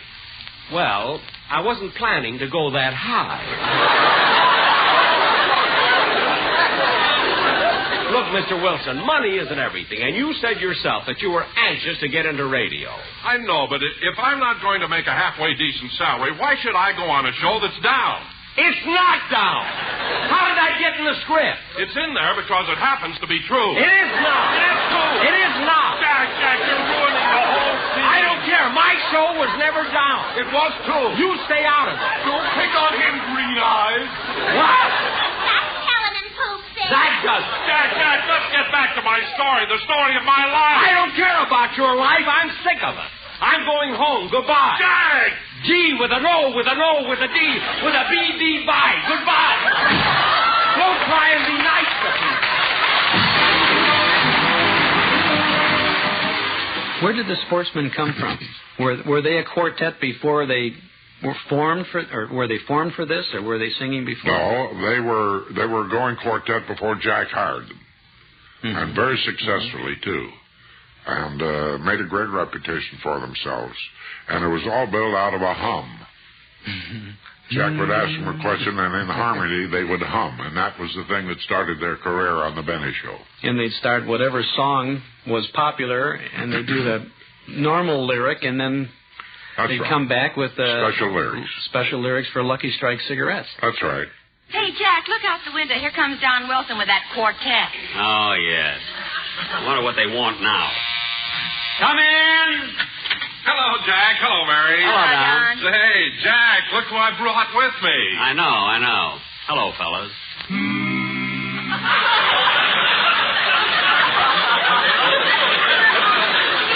That's what I mean. Don, I'm glad you brought the quartet over. I want to talk to you about them. What's wrong? What's wrong? I'm not going to keep paying $500 a week just to hear them go during a commercial. Well, Jack, at the end of our show last week, when you kicked me in the stomach, I suspected you weren't quite satisfied. You bet I wasn't satisfied. I'm not going to pay $500 for a quartet for one note. And another... Now, Jack, calm down. I've got it all fixed up now. That's why I brought the boys over. Now, here's the way we're going to do our commercial today. Look, Don, I don't want these Just fellas... listen to this, Jack. Listen to it. Now, I'm sure you'll like it. Yes, Jack, give him a chance. All right. Now, here's the way we'll do it. Get set, boys. Here we go. LSMFT, LSMFT. Lucky Strike means fine tobacco. Yes, Lucky Strike means fine tobacco.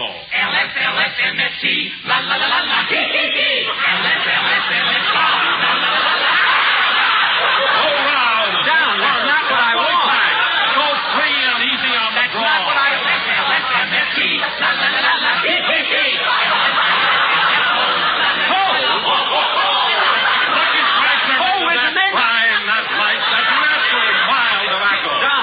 For real deep-down smoking enjoyment, it's LSMFT, la la la la la, hee hee hee. LSMFT, la la la la la, ay ay ay. Wait a minute. LSMFT, Wait a minute. hee hee. Wait a minute.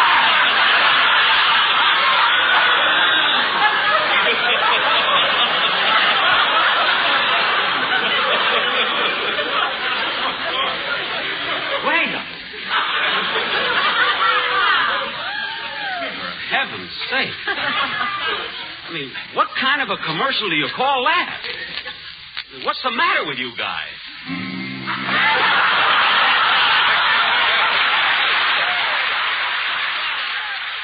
He didn't have all that many gag lines.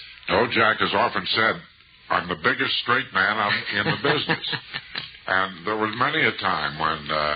Well, Jack had a basic philosophy, if I may divert here for a moment, as I analyze it, and that is, Jack, it was obvious that this was his philosophy. The bigger he could make the supporting people that worked with him on the show, the bigger it made the Jack Benny show, and the bigger it made Jack Benny. Now, this is a leaf that I don't think any other comedian ever took out of Jack's book, and it was so sound and successful that I'm surprised somebody else didn't pick it up too. But that was Jack.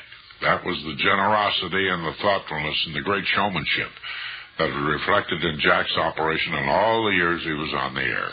When you were in New York doing sports, Jack Benny had been starting on radio. His first bit with radio was with Ed Sullivan, and a few months after that he got his own show for Canada Dry, and then was on the air for... Then the second year he was signed by Chevrolet. And the contract was terminated at the end of 26 weeks. Now, so the story goes, and I think it's an awfully good story, but I won't vouch for its veracity, that the advertising manager of the Chevrolet division of General Motors concluded that their product was so high class that they should be represented on the air by a symphony and not by a comedian. So Jack's contract was terminated at the end of 26 weeks, and it was at that point in the spring of 1934 that he held an audition for an announcer to carry on with him for the rest of that season of 13 weeks. And I just got awfully lucky and got the job.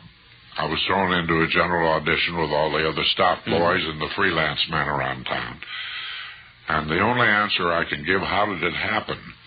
Nothing really dramatic about it. Nothing world-shattering took place, except I think perhaps I laughed in the right places when I read lines, and that got me the job.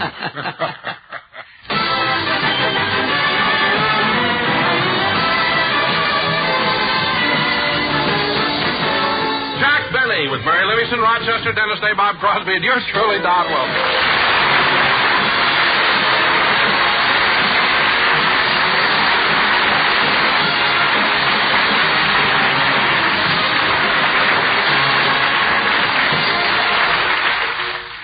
And now, ladies and gentlemen, in presenting the star of our show, it gives me great pleasure to bring you a man who... Just a minute, Don. Hold it a minute. What? Don, today, instead of you introducing me, I'm going to introduce you. Me? Yes, Don. Ladies and gentlemen, today not only marks the anniversary of Don Wilson's 30th year in radio, but it also commemorates his 20th year with me. So, Don, take a bow.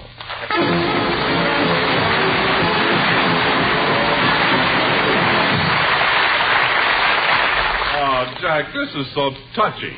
Don, this day is yours. Today we will all pay homage to you. When I say we, I mean the entire cast. Your slightest wish will be our command. Whatever you... Don, you're crying. Gee, I can't help it, Jack. See, the way those tears are running between your chins, it looks like you're irrigating something.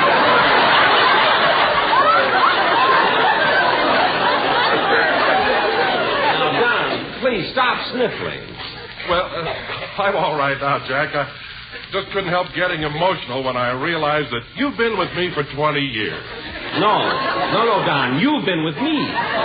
With me. To think that I came on this show when it was down, and because of my personality and showmanship, I raised it to the pinnacle of success. Don, wait a minute. It wasn't easy, and there were many setbacks, but every time the show was down, I brought it up again. Now, wait a minute, Don. My show was never down. So don't make things up. Well, now let's not argue, Jack. Really, let's don't argue because, well, and besides, I want to thank you for making this not only a memorable, but a profitable occasion. Profitable? What did Jack do for you, Don? Go ahead, Donzie. Tell Bob Crosby. Well, Bob, not only did I get $500 cash, but I also got a brand new DeSoto convertible for my wife, a trip to New York for the two of us on the Super Chief, and a whole week at the Waldorf Astoria. Jack, I want to thank you from the bottom of my heart. Oh, gosh, Jack gave you all of that? No, but it was his letter that got me on strike at Ridge.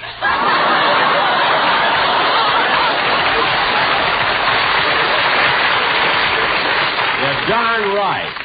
Well, Jack, I guess it won't seem like much now, but, well, since today is Don's 20th anniversary with you, the boys in the band got something for him, and here it is, Don. Oh, gee, thanks, Bob. What is it, Don? What is it? Well, now, wait, Jack, till I unwrap it. Okay. Boys in the orchestra, huh? Yeah. Oh, Jack, look at this. A diamond-studded cigarette lighter. Well, I'm glad that you like it, Don. My musicians went through a lot of trouble to get it for you. Well, Bob, that's a beautiful lighter your boys got for Don, but you'd think it would be wrapped a little better. Who did it? The owner of the store. The owner of the store? I could have wrapped it better than that. Not with your hands up over your head.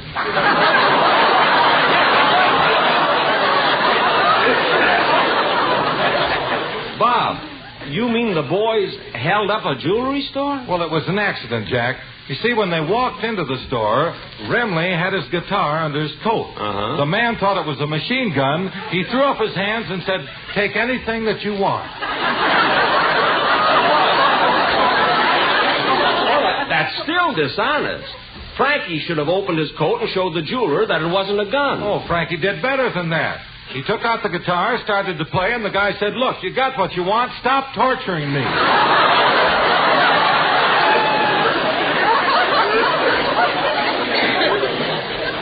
Well, that I can understand.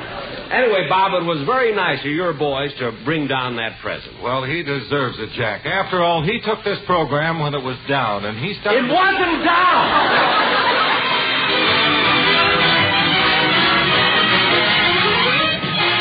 I'll have to go down to my vault and get the money. Before I go, I want you all to repeat the oath after me.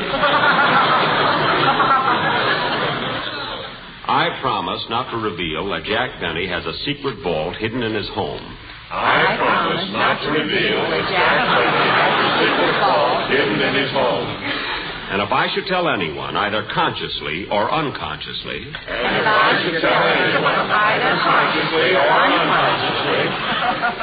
May I lose my umbrella during the rainy season.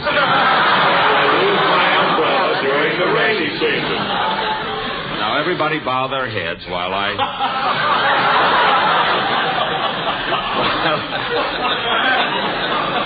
while I go down in the vault.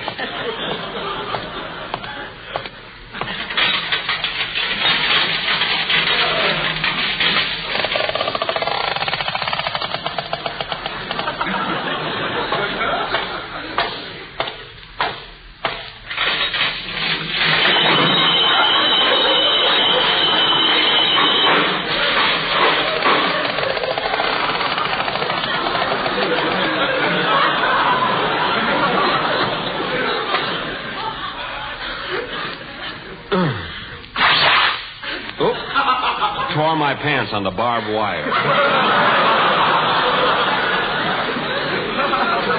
Now, I better be careful about those landmines. Oh, who goes there? Friend or foe? Friend. What's the password? Greenberg's on 3rd. Oh, it's you, Mr. Benny. That's right, Ed. And here's a little present for you. A present for me? Yes, Ed. Last week was Christmas. Oh, did you have a nice New Year's? No, Ed. You see, it isn't New Year's yet. You see, New Year's comes after Christmas, you see. Oh, I've been away from it so long I kind of forgot. Oh, yes.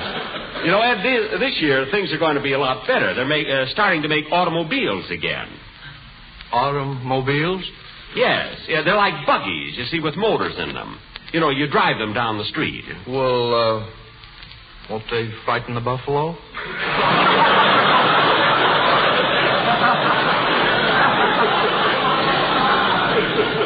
No. You see, buffalo are extinct. There are very few of them around anymore. Well, I got to get into my vault now. Shall I turn my back? No, Ed. You're bonded. Now, let's see. The combination is right to 45. Left to 160. Back to 15. Then left to 110. There.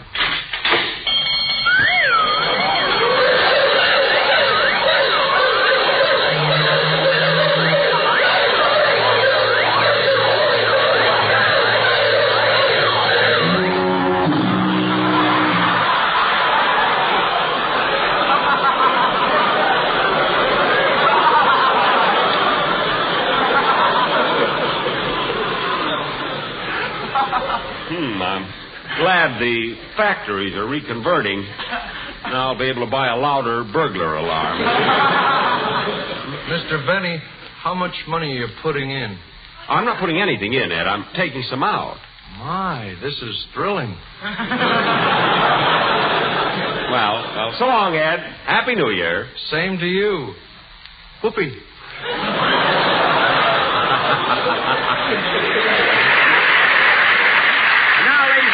I'd like to introduce another talented actor named Joe Kearns. You know him as Ed, the man who guards my underground vault.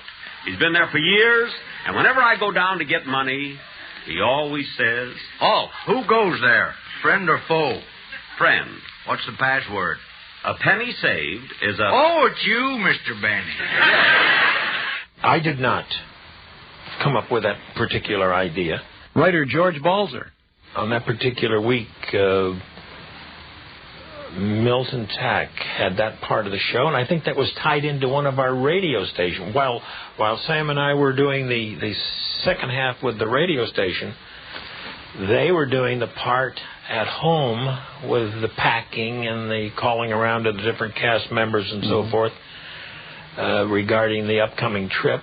And it was there that they decided that it would be funny if Jack had a vault where he kept his money. And they did a scene where he went down into the vault. And then we found Ed, the guard there, who hadn't been out in 200 years. And that whole routine came about in that show. In fact, I think I mentioned earlier that first railroad show was one of the shows where we established so many new things. Oh, the vault was part of that show. The vault was, as I remember now, the vault was one of the new things in that railroad station. The vault also became more exaggerated as the years went by. And the audience was looking for it. And the audience would just wait. They would know in a certain kind of show we were going to. Now, this brings up a point about radio and television. Radio made you use your imagination. And you had complete control.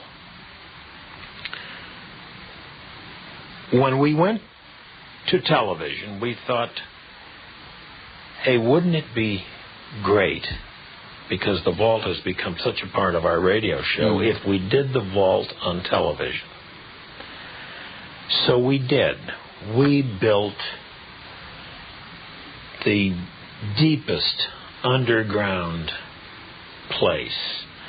We had the cobwebs. We had everything that we could think of down there. And the chains and the metal gate and we had everything. And we did it on television. And the next day we had people come up to us and say, "That's not the vault." We said, "What are you talking about? That's not the vault." He says, "Oh, it was much deeper than that." He says, "Had many more." Their mind, in their own minds, they had built the vault. And there was no way we could build it on television to suit everybody. And we'd bump into someone else and said, "That's not the vault." I said, what did you imagine? He said, "Well, it's got this," and it'd be entirely different what the other person had imagined. Now what else do I have to do? Oh, yeah, I want to go down to my vault and take out some money. Take out some money? Yeah. Can I watch, Daddy? No, I'll be right back.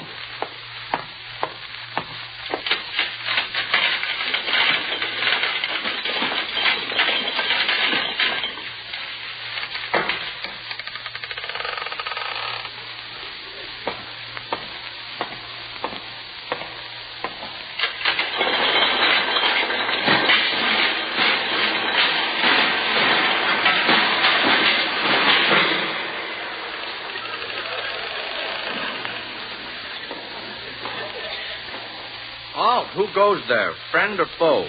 Friend. What's the password? Oh, it's you, Mr. Bennett. That's right. How are you, Ed? Fine. How are things on the outside? Oh, not so good. There have been thousands of cases of Virus X in Los Angeles. I've never heard of that before. Virus X? No, Los Angeles. Oh, well, Los Angeles is a city that's been built since you've come down here. Don't you remember, Ed, when I first brought you out here, that little adobe hut down near the plaza? Yes. Well, that's now renting for $4,000 a month. Of course, Ed, Los Angeles is a big city now. It's the home of over 3 million men and women. Men and what? Women. Women? Squaws. Oh. Well, I'm leaving town. I need a little money, Ed. I'm going to open the safe now. Shall I gouge out my eyes? No.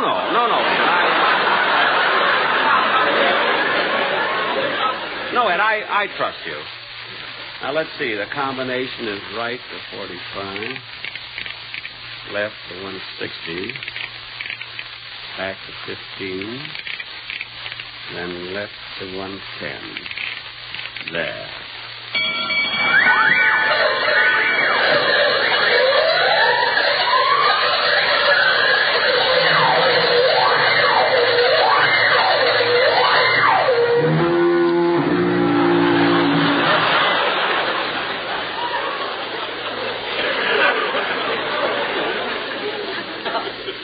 Give me your hand, Ed. I'll help you up.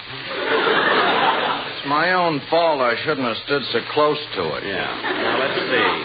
I'll be in Denver a week. There, that ought to be enough money. Well, see you later, Ed. Goodbye. Goodbye. Oh, say, Mr. Benny. Yes? Do you mind if I shave? I'm stepping on it.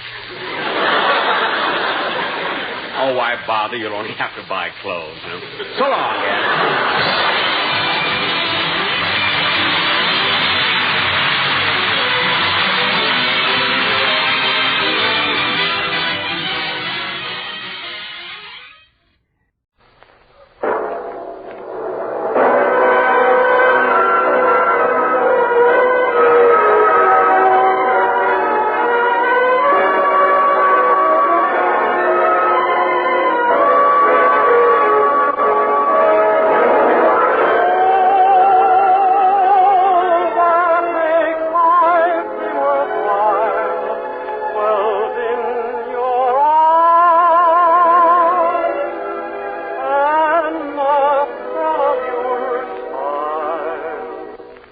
Ladies and gentlemen, Colgate Dental Cream presents The Dennis Day Show, written by Frank Galen. with Paula Winslow, Dink Brown, John Brown, Charles Dant in the orchestra, yours truly, Vern Smith, and starring our popular young singer in A Day in the Life of Dennis Day.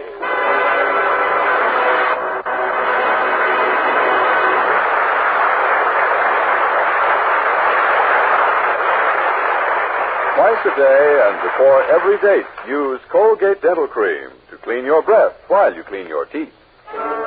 In answer to many requests, here's Dennis with the famous old Scotch song, The Wig Wag Wiggle of the Kilt.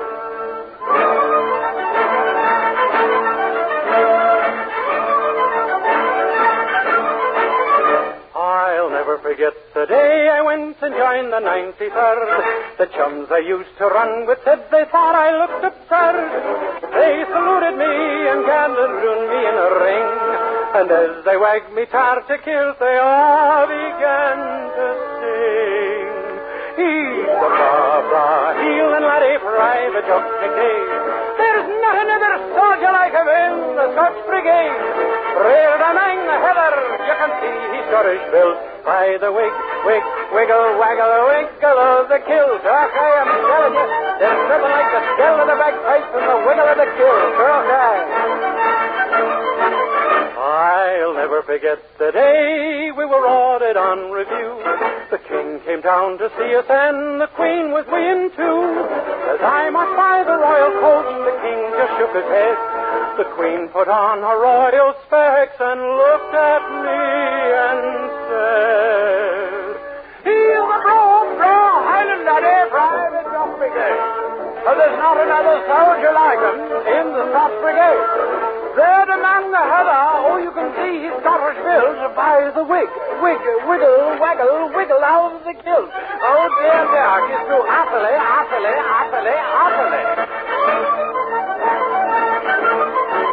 He's the bra, heel and laddie, private Jock McDade. There's not another soldier like him in the Scotch Brigade. Reared among the heather, you can see he's Scottish built. By the wig, wiggle, waggle of the kilt. By the wig, wag, a wiggly wiggle of the kilt. Hoot, man!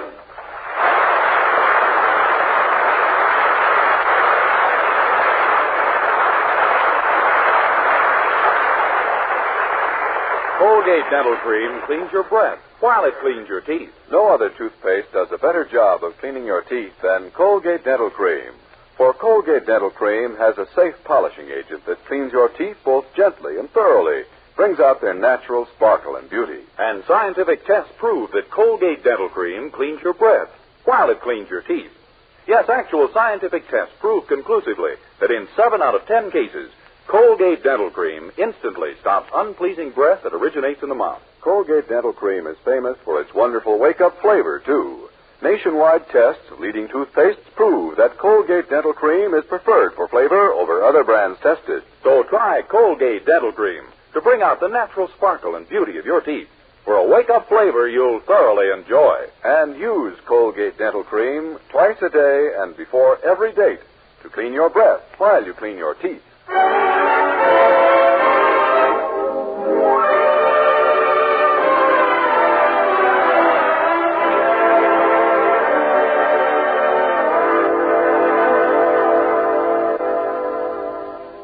Well, some months ago, when it first became apparent that our young hero Dennis Day and Mildred Anderson were serious about each other, his landlady, Mrs. Anderson, felt that Dennis wasn't good enough for her daughter. That opinion of Mrs. Anderson's has been altered somewhat by time. She now feels he isn't good enough for anyone's daughter. Mrs. Anderson has never been a woman of patience, and this morning she finally ran out of the little she had. So, without further ado, she summoned her cuter half to her side. Herbert? Yes, Angel Eyes. I've decided this ridiculous romance between our daughter and that Day boy has gone far enough. We're going to put a stop to it. But, Poopsie, they're crazy about each other. Why, just the way we were at their age. They're infatuated and nothing more. Well, haven't you noticed the way he looks at her? Just like I used to look at you. With love and respect and desire and fear. I've heard enough, Herbert. You're going to Dennis today and tell him he must give Mildred up. Oh, Poopsie, I just can't. It's too cruel. Oh, Nonsense. Well, now, suppose someone had broken up our marriage. What would I have today? No ties of any kind. Out every night in the week with a different... Well, maybe you're right. I'll talk to the boy.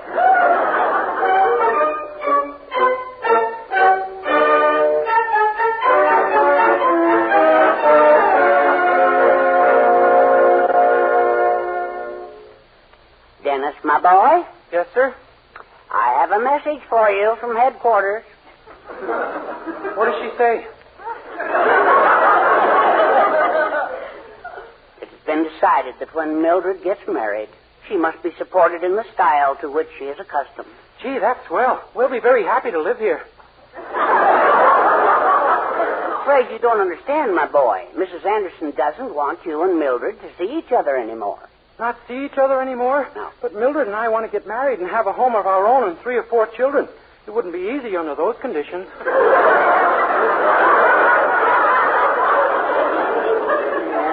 I know, but you see, my wife feels that you're not making enough money at present. Enough money for what? Well, name it and you're not making enough.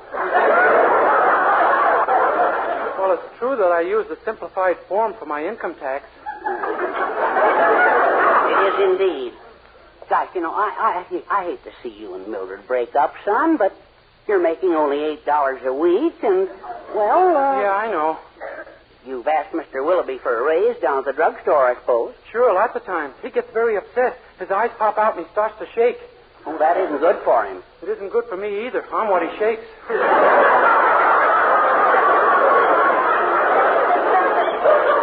Well, let's think a minute. Now, when I was contemplating marriage, my boss let me invest in his business. You mean he let you come in as a partner? Yes. Unfortunately, the deal turned out very badly financially, but Pupsy married me anyway. Gee, you got it coming and going, didn't you? Well, nevertheless, I feel that a partnership in the drugstore is the only solution, Dennis. Now, suppose you sound out Mr. Willoughby today on putting $100 into his business. Suppose he sounds me out on what $100? Well, let's worry about that after you speak to Mr. Willoughby. You've got to try it, son. After all, you and Mildred have been going together for 7 months. You don't want to end up going together for 7 years, do you? Gosh, no. We might forget what we started out for. I'll talk to Mr. Willoughby this morning.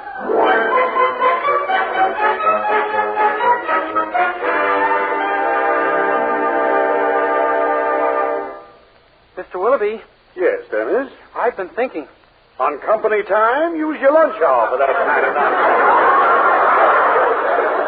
But, Mr. Willoughby, this is important. What would you say if I told you I wanted to invest some money in your business? Some money? Uh-huh. My boy! My dear, dear boy! Here, have a cigar. Oh, thank you, sir. How much money? 5,000? 3,000? 2,000? 1,000? You're going in the right direction, but not fast enough. Well, how much do you want to invest? $100. $100? Here, have a cigar. Thank you. Back to work, my boy. Well, it was worth a try. I thought I could get my pay and a share of the profits instead of drawing a salary. Wait a minute. Instead of drawing a salary? Yes, sir.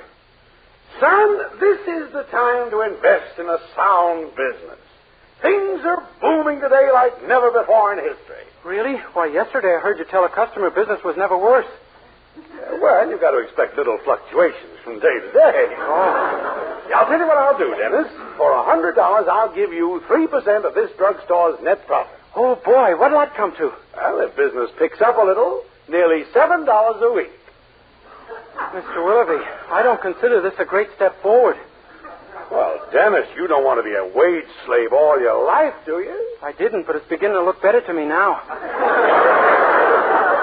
But a partnership doesn't mean only money, son. It means prestige. Can I ever say to you again, Dennis, sweep out this store? No, sir. No. From now on, it'll have to be, partner, sweep out this store. Yes, sir, that's true. Of course. I'll go back to my office right now and draw up a paper covering the whole thing. See you later, dear partner. Gee, I wonder if I'm doing the right thing. Every once in a great while, I don't. But for $100, I ought to be getting more Hi, Dennis.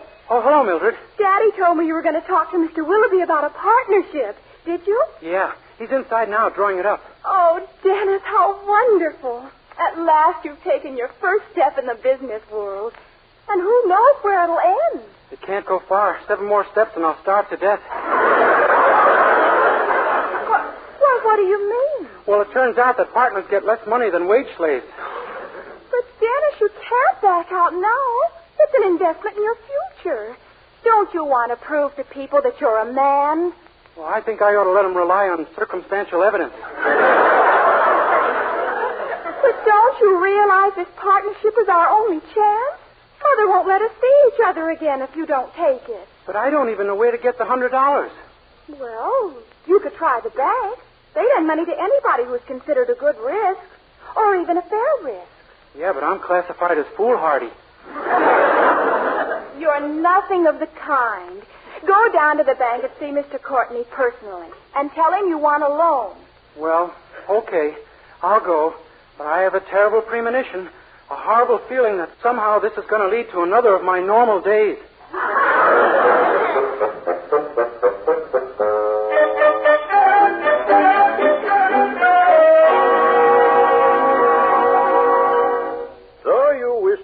A loan, Mr. Day. Yes, sir. All right, sir. Now, as two businessmen, let's talk about your collateral. Okay, but we're liable to lose one of our businessmen. Oh, come. You must have some sort of security, Mr. Day. Do you own a car, a house, some sort of property? No, sir. Anything of value at all? I have a Boy Scout knife. That's hardly adequate. However, we might possibly base the loan on your weekly earnings. Better take the Boy Scout knife. I see. Well, Mr. Day, do you think you could write the bank a note? Oh, yes, sir. Is it its birthday or something?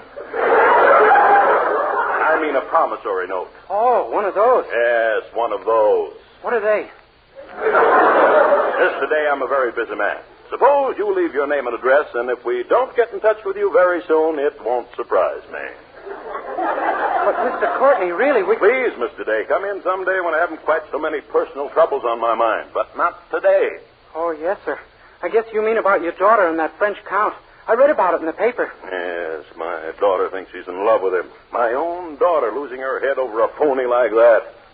You know him? No, sir, not personally. But I see him in the hardware store every once in a while buying stuff for his hair. Stuff for his hair in a hardware store? He uses Johnson's Glow Coat. He would. Mr. Courtney, I don't get many good ideas, but I think I've thought of one. Now, you'd give a lot to see that romance broken up, wouldn't you? Anything in this world. Anything. Anything I ever had or hoped to have. Would you give $150? 110 is my top offer. Well, what have you got in mind? Well, suppose another foreign nobleman was to come along, say a Spanish duke, and win your daughter away from this French count. But then I'd be just as bad off as I am now. Not if the Spanish duke was me, and after I got her, I dropped her like a hot potato. By George, Day, you have brains. It does sound like it today, doesn't it? Oh, it's a great idea, my boy. A wealthy Spanish nobleman. Just perfect for a little gold digger like my daughter. I won't fail you, sir. Oh, I'm certain of it, son. Here's $110 in cash. Spend what you have to and keep the rest. Gosh, what a roll. Wow. Gee, Andrew Jackson. I always wondered whose picture was on a $20 bill.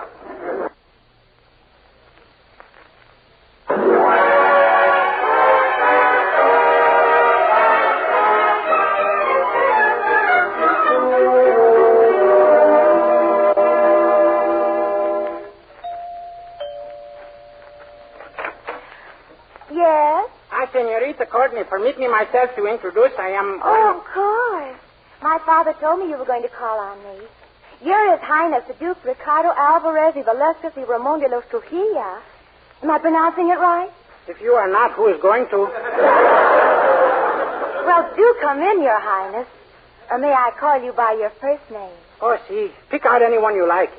Oh, Ricardo, you're making fun of me. You keep thinking that, no matter what anybody says.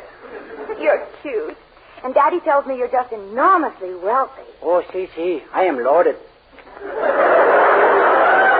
I could tell when I saw the lovely bouquet you sent. A great many pesos went into it. I told the girl only roses and gardenias. She must have put him in by mistake. Ricardo, you silly boy. You're making fun of me again. It was only a question of time. Oh, I think you're just adorable.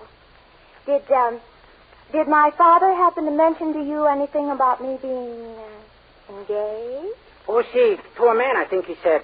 Yes, but I think we can forget about him.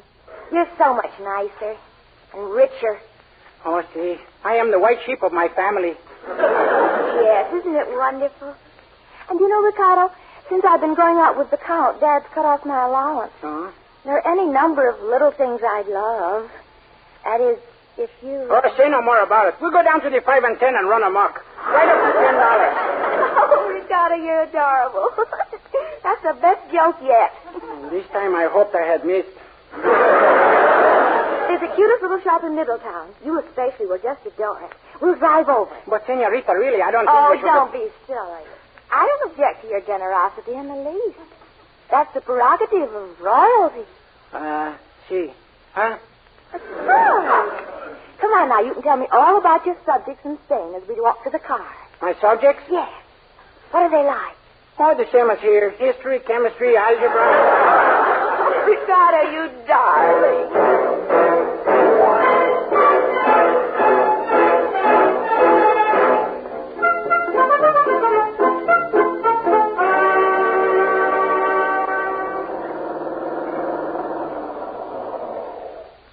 Well, this is it, Ricardo, the shop I was telling you about. Look at the sign. Senora Carmen Fernandez of Madrid. Genuine Spanish laces and... Miss Courtney, I don't like this place. I think it's run by foreigners. Of course, you can talk to the senora in her native tongue. This I am inclined to doubt. Oh, silly. Come on. Senora Carmen, look what I brought you. A countryman of yours. A real duke. I am glad for to meet you, senora. But for the sake of the young lady, don't you think we should speak only English? You're so right.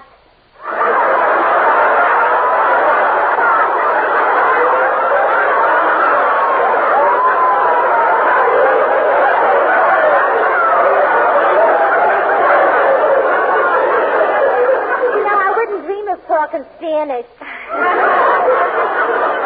Now, don't mind me at all. You two have a nice chat in your native language. Really? We don't wanna. I absolutely insist on it. Well, you better go first, Duke. Managua, Nicaragua, La Coloma, Cheduma, senora. San Luis Obispo de los Xavier Cugat, Tijuana. Oh, sí. My, what a beautiful liquid tongue Spanish is. Sí. Senora Carmen and I understand each other, I think. I'll say. Now let's get back to English. Would you like to see some merchandise, dearie? Yes, there are.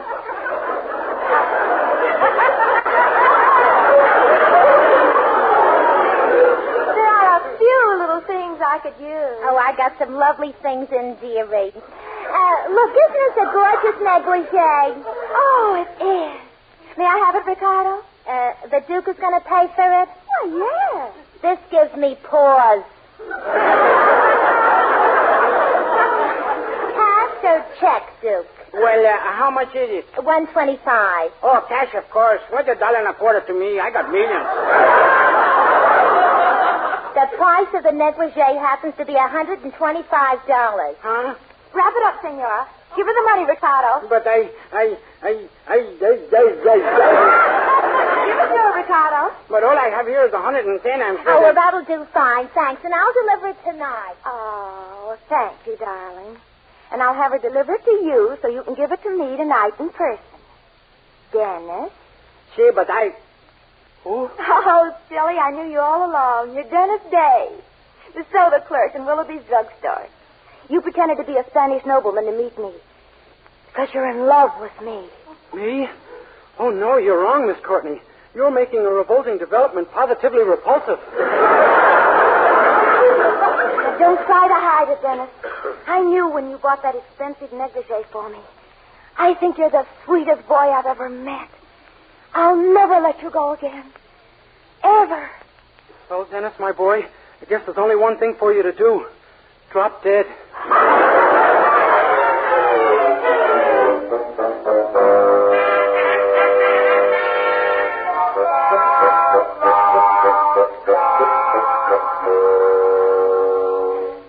Oh, my gosh, Dennis. And this Courtney girl's coming over here tonight? Yeah, Mildred, and she said she'll never let go of me. Oh, we've got to think of something. And fast. Women.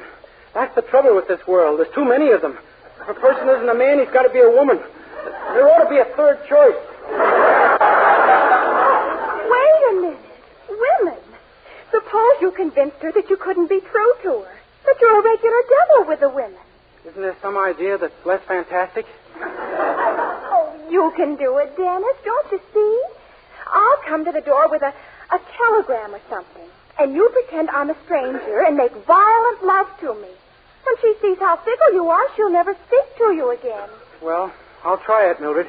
And if it doesn't work, drop down to the bank and see me sometime. I'll be the third vice president from the left.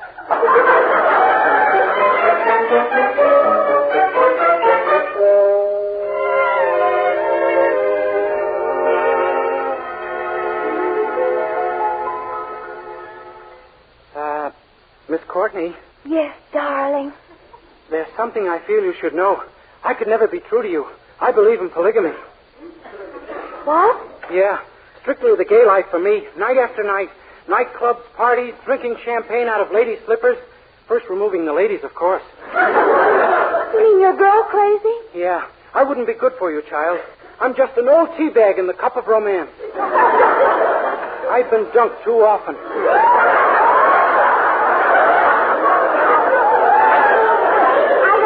One word of this nonsense. Honest. I fall in love with every woman I meet. I just... Watch. This'll prove it. Wait till you see what happens to me when I see this girl. Come in. Ah, my dream girl. Stand there. Just let me look at you. Don't move from that spot. So who's moving?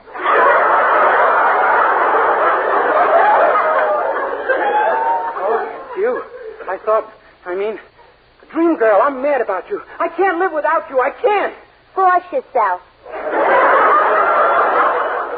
Don't you understand? I'm mad about you. Look, here's your negligee and stay off the stuff, will you? It'll knock your brains out. See what happens to me, Miss Courtney? And with every girl I see. But you saw Senora Carmen this afternoon and nothing happened. I know. It's that night that the beast walks. There's another girl. Probably a telegram or something. But it'll happen again. You'll see. Come in. My dream girl, stand there. Just let me look at you. Don't move from that spot. Dennis Day, have you gone crazy? No, ma'am. I love you madly. Here's my arm, Dreamboat. Make port. What? Don't try to fight it, kid. Kid? Come on, let's pitch woo. Bet I can pitch it faster than you can catch it.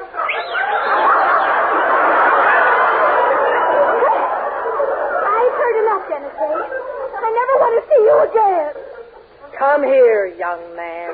Wait. Mrs. Anderson, please. Telegram for Dennis Day. Mr. Day will be busy for a few minutes. Shove it under the door. Now, wait a minute. You stay where you are, and I'll shove Mr. Day under the door. Mrs. Anderson, please. Wait, that's my green nose you're pulling. Wait.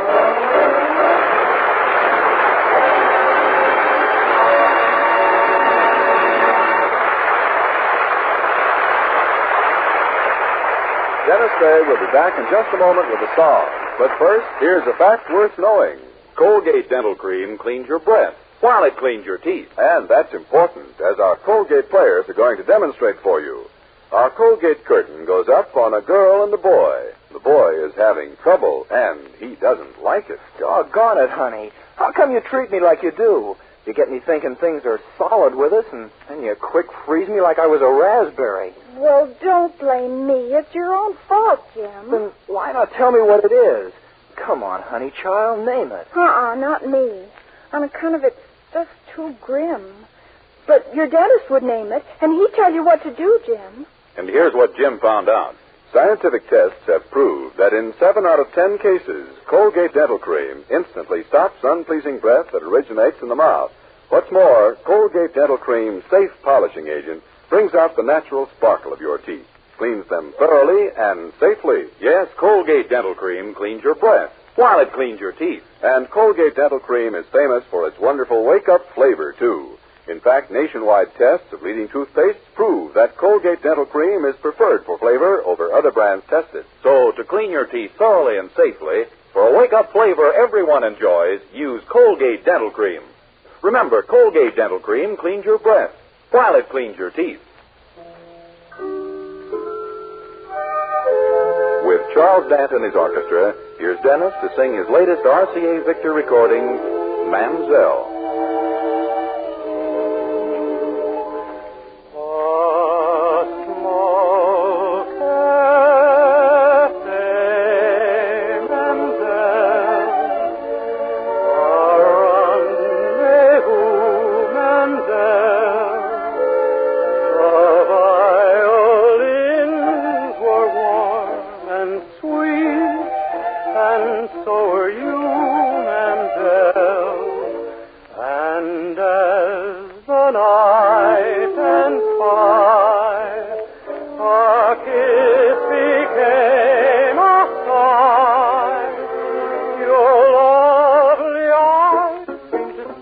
Just like wine does, no heart ever yearned the way that mine does for you. And yet I know too well someday you'll say goodbye. Then violins will cry and so will I, Mamselle.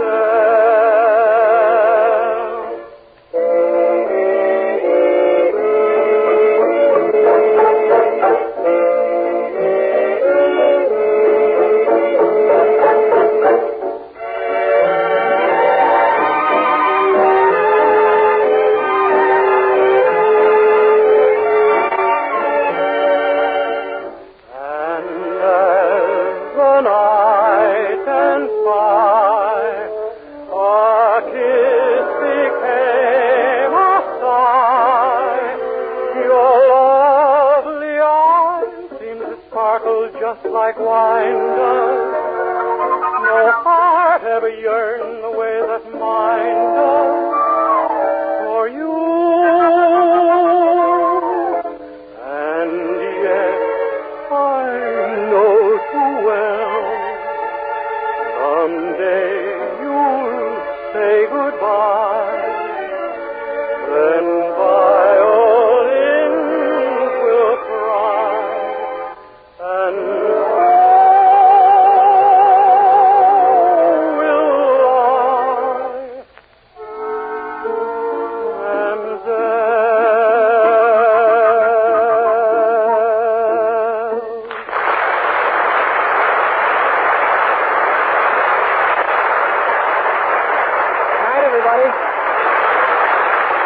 Dennis Day can be heard with Jack Benny every Sunday, and be sure to be with us again next week for another Dennis Day program. More songs, more adventures in the life of our star, Dennis Day. Meanwhile, be sure to use Colgate Dental Cream to clean your breath while you clean your teeth.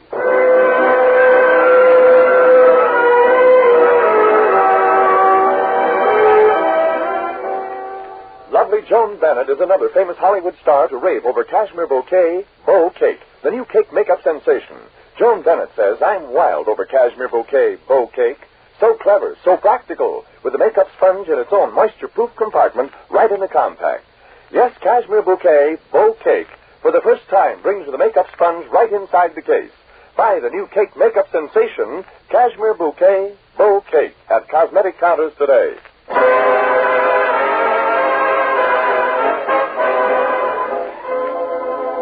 Housewives know only too well how every penny counts these days, and here's an easy way to add more to your shopping budget. Dealers are now paying higher prices for used fats than ever before, so save used cooking fats and oils, turn them in for cash. Remember, too, industry urgently needs fats and oils to help produce soap, automobiles, refrigerators, all the things you want and need. What's more, the shortage of fats and oils is a worldwide problem. So for your own good, use and reuse fats and oils as often as you can. When they're no longer usable, save them in tin cans and turn them into your dealer. This is NBC, the National Broadcasting Company.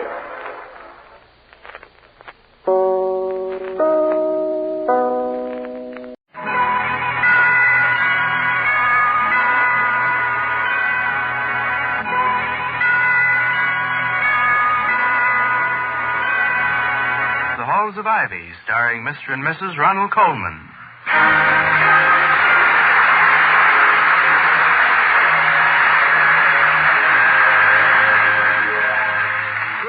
This is Ronald Colman. And Benita Colman. Inviting you to join us again on the campus of Ivy College. And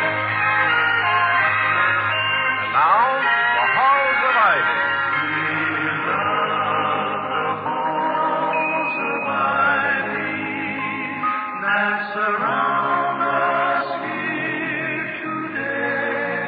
Welcome again to Ivy. Ivy College, that is, in the town of Ivy, USA. Now, if you lived in a small college town and had an hour or two free in the evening, you might choose to spend it in the library or the Students' Union, or you might drop in at the malt shop, or just wander through the tree-lined pathways of the campus. The chances are that the one place you wouldn't visit voluntarily would be the police station. But that is exactly where Dr. William Todhunter Hall, president of Ivy, has spent the evening while his wife Victoria attended a rehearsal of the freshman play. They have just returned home together, and Mrs. Hall is saying... And except for the 18-year-old character lead who seems to think that a clump of crepe hair in a case of the shakes makes him a grandfather, I think we have a very fine cast. And even he wasn't too bad after I trimmed his hedges and moderated his tremolo. But you haven't told me what you did this evening, Toddy. Oh, I went to jail. Really? I didn't even know they'd caught you. How'd you get out? Who sprang you, or is it sprung? The word, I believe, is sprung, past tense of spring. I thought the past tense of spring was summer. No, spring meaning leap, as for conclusion, which you have just done. Oh, you mean you weren't in jail because you held up a filling station or anything? Oh, no. I went to jail to have a talk with the chief of police, Chief Bentley, for whom I have a high regard. Well, I suppose it's possible to have a high regard for a police chief if you go to see him voluntarily. Was this just a social call? No, not exactly. No, we discussed a general problem which affects not only the college, but the town of Ivy, and one which we share with the rest of the nation. It's known generically as the traffic problem. Unfortunately, some of our own undergraduates are among the worst offenders. We are a nation on wheels, and our young people are all mechanically minded. A generation of tinkers. Oh, I wouldn't say that, darling. Some of them are completely charming. Darling, I said tinkers. Oh, that. But I'm sorry. However, a hopped-up engine doesn't necessarily increase acceleration of good manners. I know. They go through signals, ignore pedestrians, race each other down the boulevards. Drunk with power, that's what. Horsepower. Yes. As Chief Bentley says, it's a shame to hand so much horsepower over to so many jackasses. Did you and the chief find a solution to any of these things? No, I'm afraid not, Vicky. Don't some colleges have a ban on all students driving without special permits? Oh, yes, but authoritative prohibition only inspires student circumvention. How is that again? Authoritative... to put it in the original Greek, tell them they can't and they're gonna. Now that I understand. Yes. Well, next time you give a speech at assembly, why don't you tell them you prefer a healthy student body and some of them have been quite run down lately? Hit him over the head. It's tough. Yes, I'll have to do something of the sort. Something besides what the late Don Marquis called stroking a cliché until it purrs like an epigram. Yes, but we can't solve the problem tonight, so we... Why, it's after 10, Vicky. Somebody else still up at Ivy? I'll get it. Hello, Dr. Hall speaking. Oh, Mr. Wellman. No. Yes. Thanks, we will. Good night. Thought you'd never get off the phone.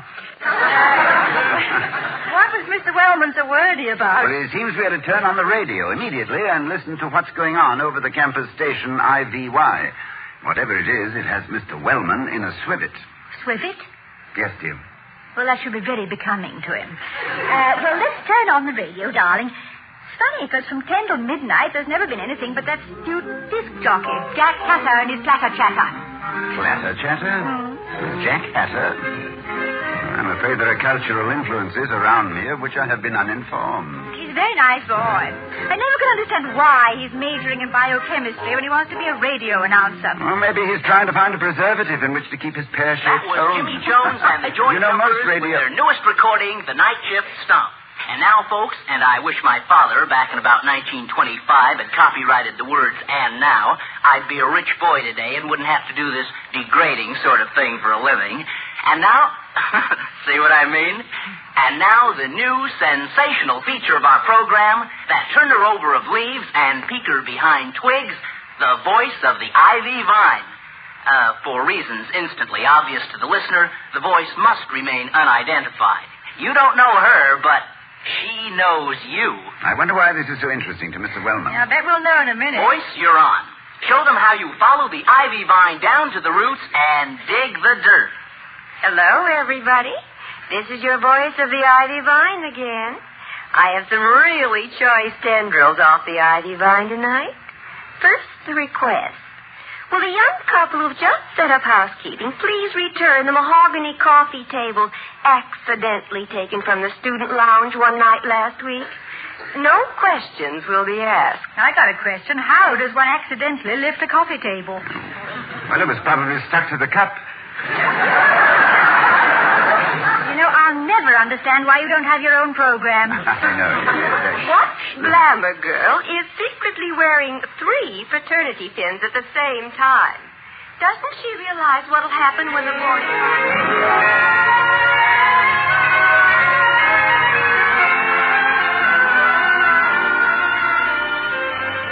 And now from our suggestion box. Couldn't our dearly beloved Prexy, Dr. William T for terrific, Hall, who speaks so eloquently, have shortened his speech at Assembly last Tuesday? Didn't he realize that by running overtime, he ruined 3 sorority pink teas and made the Ivy debating team miss the bus for Bradford? Why, Vicky, I didn't realize We that love you, Dr. Hall, and everything you say makes sense. But couldn't you be a little more pithy and succinct? And how about a stopwatch? Stopwatch. Very good. Our time. And now, finally, our weekly sprig of poison ivy. A certain chairman of a certain board of governors of a certain college named Ivy... Wellman. ...was caught crossing 3rd and Elm against the signal light last week. Oh, no. The fine, as many students have found out to their sorrow, is $1. But the esteemed gentleman refuses to pay it and is demanding a jury trial. Maybe he prefers a jury to a judge on the theory that it's cheaper by the dozen. But no wonder Mr. Wellman wants us to hear this. Miss Voice of Ivy had better get us a bodyguard. Farce as it develops. And that's the Ivy for tonight, gals and pals. Tune in tomorrow at this same time for more rustling leaves from the ivy vine. Good night, everybody. And remember, the eye of ivy is upon you. And be careful. A co-ed is listening at your keyhole. And now this is your old spinner, Jack Hatter. Well, we've heard the chatter. Now back to the platters. From ivy to jivey. Our next recording is a sequel to Shrimp Boats Are Coming, which has been boiled down to Bouillabaisse Blues. Oh, that would be Mr. Wellman. Mr. Clarence J. Walker Wellman. I'll turn off the radio. Oh, look at the phone, Toddy. It's beginning to smoke already. Yes, I have it. Yes, Mr. Wellman? But, Mr. Wellman, No, I don't think so. No. Oh, well, yes, Mr. Wellman. Well, good night. Well, you were certainly succinct, Toddy, if not pithy. Well, I think Mr. Wellman was so upset he called the wrong number. Huh? He seemed to think I was the presiding judge and he was pleading his case. If one can plead at the top of one's voice. So it's true, then. He did get a ticket for jaywalking.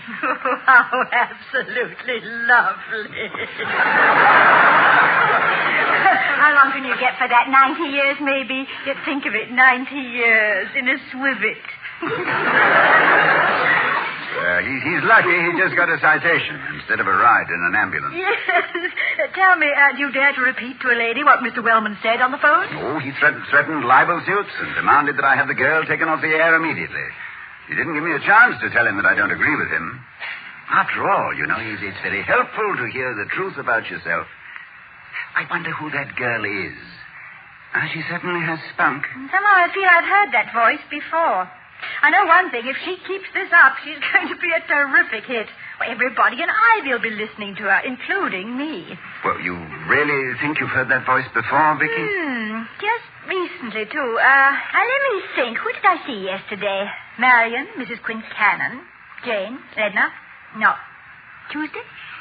Oh, I went to lunch with Mrs. Quincannon, and in the afternoon, Jane and Edna drove us over to Marion's. No. What about Monday? Monday? Oh, don't you remember? That was the surprise party that Marion and Jane and I gave for Mrs. Quincannon and Edna. We must get out and meet some new people. I give up. I don't know where I heard that voice, but I heard it. Why don't we just call up the station and find out who she is? No, Vicky. That would spoil their game. Oh, I suppose if I insisted, the student program manager would reveal who's responsible, but I don't want to have to do that. Any official query might stop the program, and I don't want to stop it. No harm in having a co-ed gadfly occasionally buzz the campus, is there? No, of course not. And as long as the voice states her facts correctly and isn't deliberately malicious, she can be an extremely useful influence. But she must be careful. She should remember the observation of Sheridan, who accused his opponent in Parliament of being indebted to his memory for his jests and to his imagination for his facts.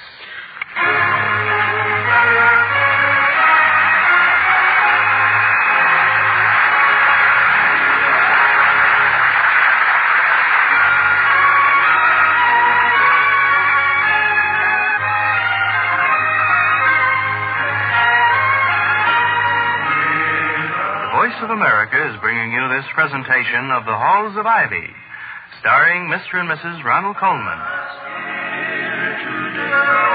And now to return to The Halls of Ivy. It's the next afternoon, and Charles Merriweather, the amiable member of Ivy's governing board, has just dropped in to visit with the Halls. Oh, sit down, Charles. It's good to see you. Always good to see you, Bill, but I must confess it's even better when I see two of you. I mean, of course, that I like I know what you mean, Charles, and there's no need to look so forlorn. She's here. Victoria, our friend is here to see you. Oh, very discreetly put. Oh, Mr. Merriweather, hello. Hello, ma'am. Well, you're looking very gleeful today. Did your golf score go down, or did the stock market go up? No, you just came in, darling. Oh, thank you, Bill. You beat me to it. Well, perhaps I'd better make another entrance, huh? Hello, Mr. Merriweather. Good afternoon, ma'am. And if I'm interrupting anything, please don't mention it. You see, I was cheating at solitaire in my office this morning, overwhelmed as I was by the pressure of business, and the Queen of Hearts kept turning up. So I said to myself, it's in the cards, Charles. You must drop by and see the Halls this afternoon.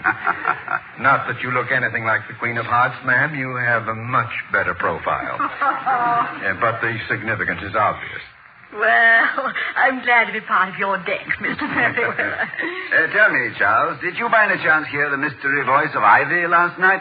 Yes, but it wasn't by any chance, I assure you. It was on purpose. I thought she might be telling the world about my getting a ticket for super parking at the double market, or vice versa. Had a very nasty argument with a policeman who was completely right, as I was completely wrong. Attracted a large crowd of morbid pedestrians who were all hoping somebody would get slugged, and were bitterly disappointed when my wife came out, sided with the cop who gave me a ticket and a brief lecture on the evils of law breaking. I was quite relieved when the ivy vine made Clarence the horrible example instead of me. Yeah, what do you think of the latest undergraduate undertaking? Aside from your fear of being the next victim. Oh, you know me. I'm a controversy boy. I'm for slapping the even tenor of our ways until it brays like a baritone. Personally, I think the voice of Ivy is a very healthy influence. Well, what I heard of it seemed entertaining enough. It has its adolescent moments, but on the whole, it was good-natured. And while normally I would question anonymity, I think in this instance it has a dramatic advantage. An unidentified voice keeps interest alive. Yeah, it also keeps the voice alive. I shudder to think what might happen if she were unmasked. Charles, you keep your acute ear close to the ivy ground. Tell me, what has been the general reaction? Well, there are two camps, Bill. The tongue cluckers and the atta girls. The way I figure it, the tongue cluckers are all horrified because they've got something to hide, and the atta girls are putting on a big front because they think that might save them. Now, one thing is sure, they're all listening. Which brings up one of my favorite subjects, the money it's costing me. Why? Are you making side bets on who's next? No. But as part owner of the town's only commercial radio station, I'm being hit way below my size 42 waistline. The sponsor of the 10 o'clock news broadcast is already threatening to cancel because of the competition from the Ivy Vine. Well, you mean that the townspeople of Ivy are that interested in her? If I knew who the girl was, I'd hire her myself. She can't miss. Everybody's going to be listening to her. Yes, of course. I'll be listening to her comments on my next speech, and Mr. Wellman won't be able to resist. Each faculty member will be avidly listening to what she has to say about other faculty members, and the students naturally will all be... Yes, what a magnificent opportunity. Mr. Merriweather, have you heard any rumors about who she might be? Rumors? Suspicion is rampant, and speculation is way out of hand. Every co-ed I've met this morning has greeted me in a rich, deep contralto for fear my suspicions would be aroused. My own guess is that the whimsical brains behind this project auditioned until they found somebody who could dish out saccharin in high C. Auditioned? But, Mr. Merriweather, you did it. Ma'am, I've been accused of a number of things in my time, but if you think I'm the voice of the Ivy Vine... I remember. She's a young sophomore named Betty Gibson. A very sweet girl and a very bad actress. I heard her audition for the Dramatic Society, and I remember trying to tell her, as gently as I could, that she should take up paleontology. I didn't know what paleontology was, of course, but it sounded as if it might keep her away on field trips. Yes, I was wrong. Looks as though she's got a great future. Well, Vicky, paleontology may still be the best for Miss Gibson in the long run. But right now, I have a better idea. Charles, are you busy this evening? Say at about 9:45? Well, it so happens that at 9:45 this evening, Mrs. Merriweather will be 1/3 of the way to her sister's, where she's going to give away a niece in marriage, much to everybody's relief. So, happily, I'm free. I never attend weddings because I have an unfortunate tendency to laugh.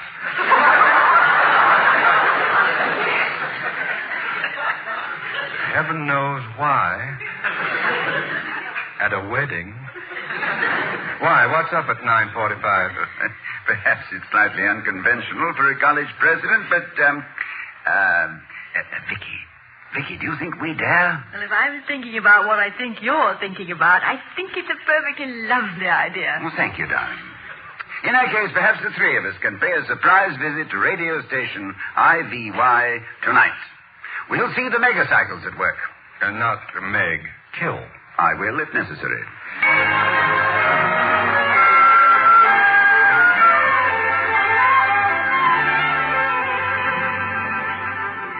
Please, Dr. Hall, before you start telling us what I know you came down here to tell us, I want you to know that Betty's not responsible. She really didn't know what she was doing. Now, that's not fair, Jack. You can't take all the blame. Look, kids, if you don't mind my butting in, I'd suggest you both listen to what Dr. Hall has to say. Well, we didn't come here to discuss who was responsible. Then, Betty, if you didn't know what you were doing, you were certainly doing it awfully well. I just want to make it clear that the whole thing was my brainstorm.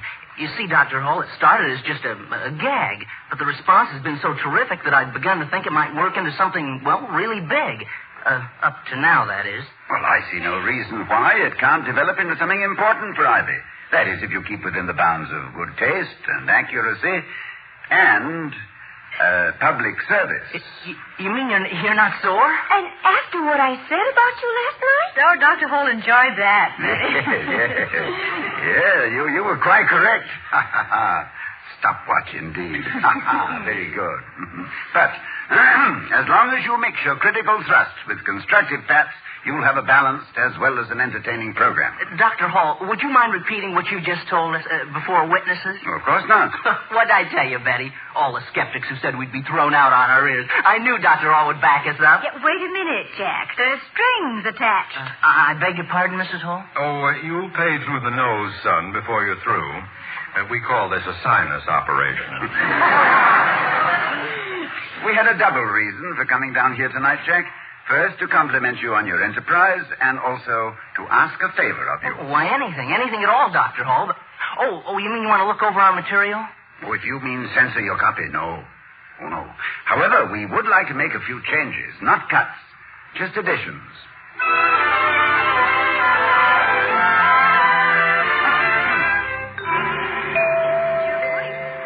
Of the Ivy Vine again. There's sad news tonight. You may have heard about the pathetic misadventure of one of Ivy's most distinguished citizens. Well, the Association for the Defense of the Jaywalker unhappily announces that its fundraising campaign is lagging. Only 23 cents of the dollar fine has been collected so far. Remember, friends, if you're a jaywalker, this could happen to you. So if you don't want to leave the jury at the mercy of this man, drop a plugged nickel into the nearest man. End of the secret code. And now a surprise feature. I give you Ivy's #1 voice. Thank you. My text for this evening is, "He who taketh the law unto himself, let him ride by himself." Let us have compassion for the transgressions of our fellow man, but let us first look at his transmission. And let us not forget that he who parketh in a forbidden zone may find himself parked in a forbidding cell. That he who giveth not the right of way may be left contemplating the ticket he receiveth. Let him who would wreak havoc with the wreck he driveth be the loneliest man in town. Or, as the woman hath it... This is half it. Girls, he may be a 2-year letter man. He may be handsome and dance divinely. But before you date him, find out whether he's a fender scratcher, a bumper crasher, a 2-wheel turner, or a left lane passer. Remember, your big man on the campus may know how to hand out a smooth line, but does he know how to drive a straight one?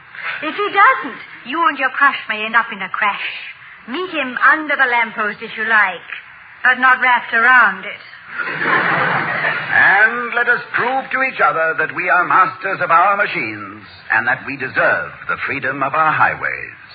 Remember this, lest further restrictions be levied by that certain executive who sometimes maketh lengthy speeches, but who, when he maketh them in the future, will use a stopwatch.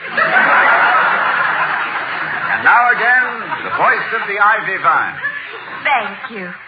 Tonight we're planting a new branch of the Ivy Vine to be called the Heel at the Wheel. Each week we will name the student with the worst driving manners as reported by members of Ivy's Safety Council. So take it easy unless you want to be the heel at the wheel. Tonight's heel is a sophomore who ran through a stop signal.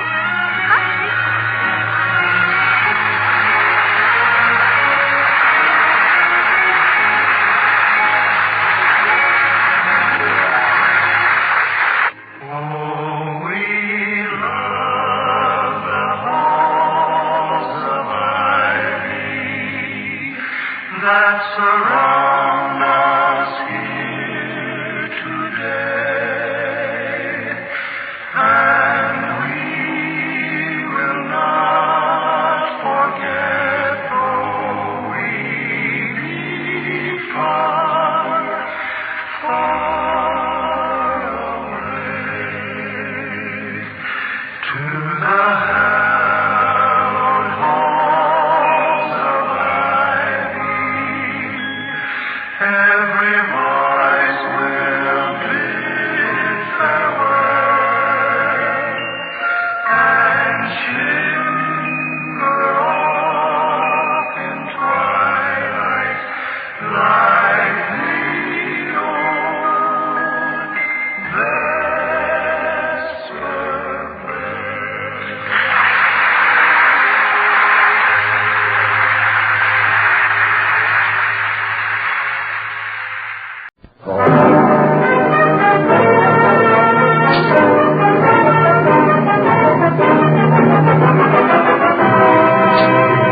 The Ford Dealers of America presents The Fred Allen Show.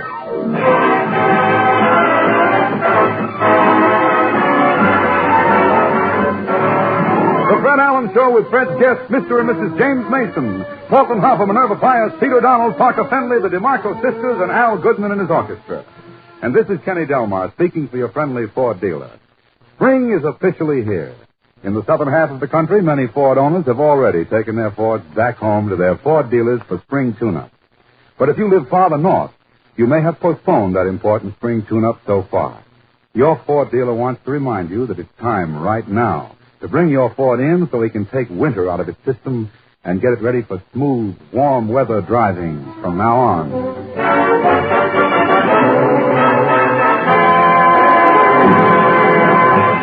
Ladies and gentlemen, this is Easter Sunday.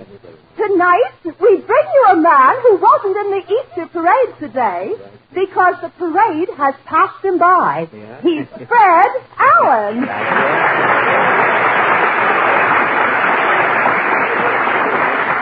Thank you and good evening. Thank you. Oh, they're exuberant. Thank you. I wish you'd tell your relatives to stop on cue. I mean, if they have to applaud, we'll give them a cue after this. Thank you and good... Thank you. So I don't mind them starting the applause, but when they drag at the finish, they're overdoing it.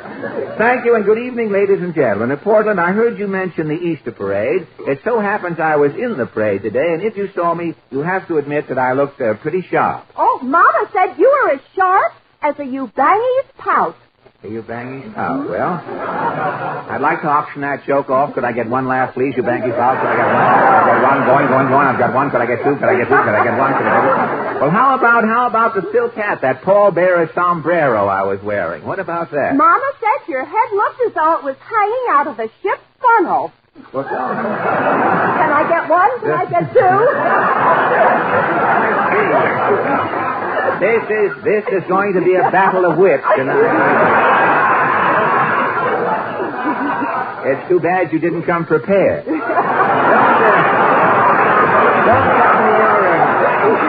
Don't tell me you're... What are you laughing at? It's on you. Don't tell me your mother was in the parade. Yes, Mama wore her new Easter hat. Oh, one of those current millinery monstrosities? Well, it's a pond lily astride a piece of Brillo. I saw a woman with a hat today. It looked like a small pot roast relaxing on a wet dish rag. The woman with her had on a dirty pimento or something. It looked as though somebody had left an antipasto in her hair.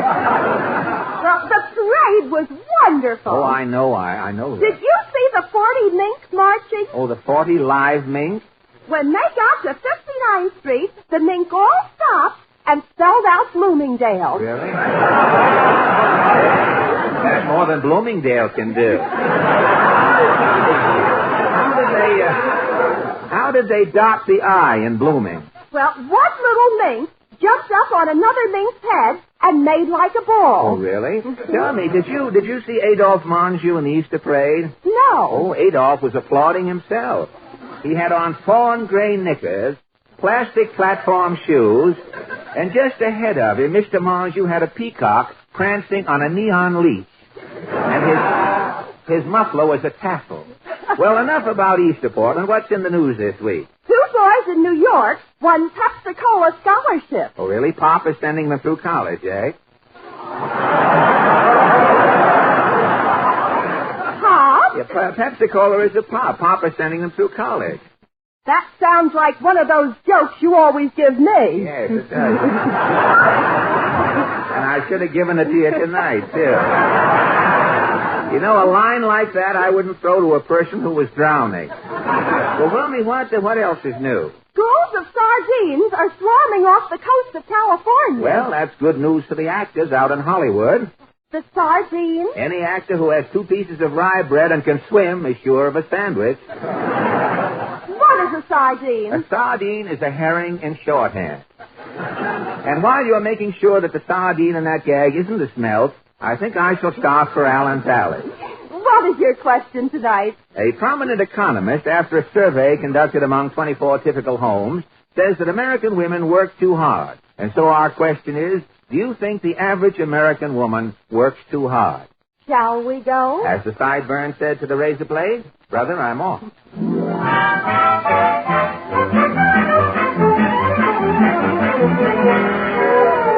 Well, Here we are back in Allen's Alley, Portland. Say, I guess Senator Claghorn has been celebrating Easter, too. He has some colored possum eggs in the window there. Oh, well, I'll know.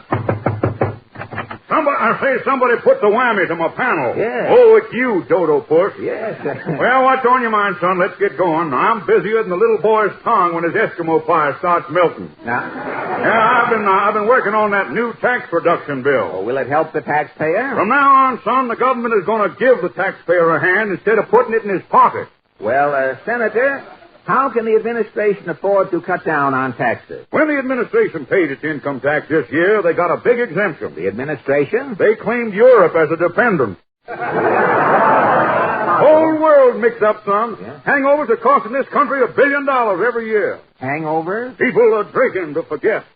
To forget what? What they're drinking.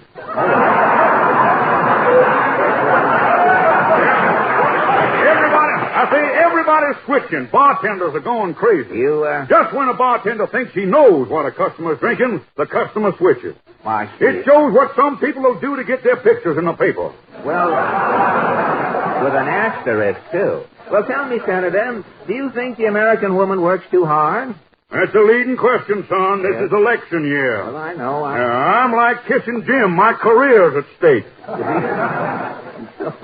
Do you think women work too hard? I do. My wife is sweeping the house from morning to night. She's sweeping here, she's sweeping there, always with the broom in her hand. Broom? Why doesn't she use a vacuum cleaner? My wife's a Democrat. She won't even touch our vacuum cleaner. Why not? That vacuum cleaner is a Hoover. Go on, son. Go on, Lenny.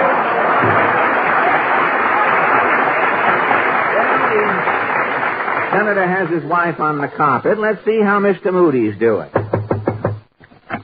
Howdy, Bob. Well, Mr. Moody, I see you have your raincoat on. I can't get it off. I'm trapped in it. You're trapped in your raincoat? What's wrong? Well, it's a long story. Yes? And the way I tell it, it's mighty dull. I can imagine. But if you got the patience to hear me through, I'll start boring you. If you will. How come you're trapped in your raincoat? Well, sir, last Tuesday I was down in the lower 40 planting. I see. Some of the seed must have dropped down into my shoe. Into your shoe? Coming home, I stepped into a puddle. You wet the seed? What happened? Next day, I felt something creeping up my leg. Yes? Then I felt something creeping around my back. Something was growing on you? First thing I knowed, my underwear was a vine. Gosh. And it's still growing up my sleeves and down under my stomach. Well, isn't it mighty uncomfortable with that vine closing in on you? It's mighty difficult sitting down. When you sit down? I have to balance myself on a squash. Well, tell me, Mr. Moody, do you think American women work too hard? Oh, shucks, you better ask somebody else. I don't know no women. Well, you know your wife, Mrs. Moody, don't you? Boy, I wouldn't say I know Miss Moody, but we're acquainted.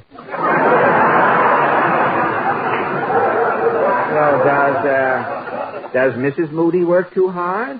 Not since she's married. I see. But before Miss Moody was married, she must have worked like a horse. What makes you think she worked like a horse? Because the day I proposed, I says, how about getting hitched? And when you said hitched? Miss Moody backed up and stood by the wagon. So long, Doc. I guess looks as though Titus married an old nag. Well, let's try this next out. Hi there, Jeffrey. Mrs. Nussbaum, say you're laughing. What's so funny? I'm reading the cartoons with the comical pictures. Oh, you like the comics? Especially Little Adler. Little Adler? You mean Little Abner? Abner in your paper, and mine paper it is Adler. Oh, the Hillbillies, this Little Adler I'm enjoying. The Hillbillies, huh? Yes. They're talking with a dialect. Very amusing. Yes, listen. Especially when Pappy Yoakum is saying to Daisy May, I'll put the frosting on your cake. To me, this is a yuck. You like to laugh, eh? Well, years ago, an old philosophical is saying, Yeah. laughing and the world is laughing with you. Uh-huh. Weeping and Betty Davis is in the picture. Well, tell me, Mrs. Nussbaum, do you think American women work too hard? American women are living, you should excuse the expression, the life of Riley. How do you mean? What does is not doing, servants is doing. Well, that's true. Cooks is cooking. Yes. Chefs is chefing. Chambermaids is chambering. Yes. Footmen is footing. Butlers is butling. Well, what about you? Do you have servants? When I first married a blushing bride, Pierre is hiding from me 50 servants. Uh-huh. One day, all of the servants, suddenly I'm firing. You discharge 50 servants? Why? Housemaid's knee. Housemaid's knee? Pierre was sitting on it. Oh, I see. Well, that explains. Well, here we are at the end of the alley. Let's see if Ajax Cassidy is home. Now, what? How do you do?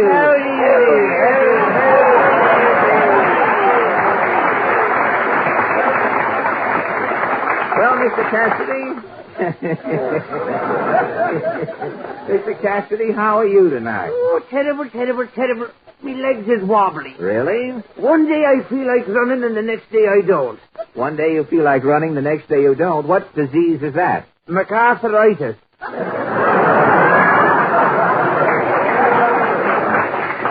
It's a general condition. A general condition. I can tell you I'm in the last throes of the Black Fury. What seems to be your trouble, Ajax? Well, me boy, a couple of weeks ago, Bully Boy Buck and myself went to a matinee. Oh, really? What play did you see? A streetcar named O'Dwyer. With the 5-cent fare still, I suppose. That's the one. Now, after the play, Bully Boy says to me, Ajax, says he, tonight me nephew, Belshazzar Drumgool. Yes? Belshazzar is graduating from Grady's Embalming School. Grady's Embalming School? He says Belshazzar is graduating with high honors. Magna cum laude. Say, it must have been some occasion. Oh, that was a night, I can tell you. After the graduation, Bully Boy and me went to O'Brien's Pool Academy. Then the fireworks began. What happened? Well, Bully Boy started calling Filbert Fogarty an Irish traitor. Playing pool made him an Irish traitor? Filbert was putting English on the ball. God. In no time at all, it was raining 8 balls. Jeepers. When order was restored, I had so many lumps on me head, I had to rack up me scalp before I could put me hat on. Well, Mr. Cassidy, do you think the American woman works too hard? Not in my house. In your house? I get up, I cook the breakfast, I do the dishes, I clean the house, I make the bed. Well, while you were doing all of the housework, what is your wife doing? She's standing over me with a rolling pin. Goodbye, hero.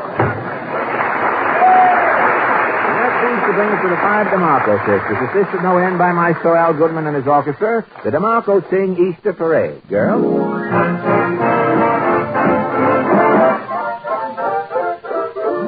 In my Easter bonnet, with all the frills upon it, I'll be the grandest lady in the Easter Parade. I'll be all in clover, and when they look you over, I'll be the brightest lady in the Easter Parade. On the avenue, 5th Avenue, the photographers will snap us, and you'll find the joy in the photograph your oh, I could write a sonnet about my Easter bonnet, and of the boy who takes me to the Easter Parade.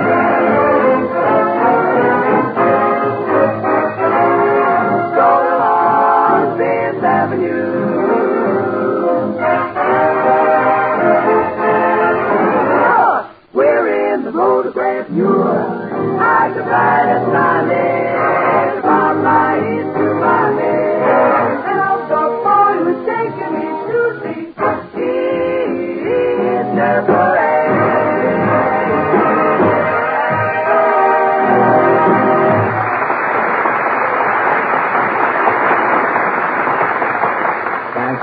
ladies and gentlemen. Fred. Yes, Kenny. There's a man here to see you. He says he's a truck driver. Say, he may want to buy a Ford truck, Kenny. You know, this could be a sale. Show him in. Okay. Right this way, sir. Thank you.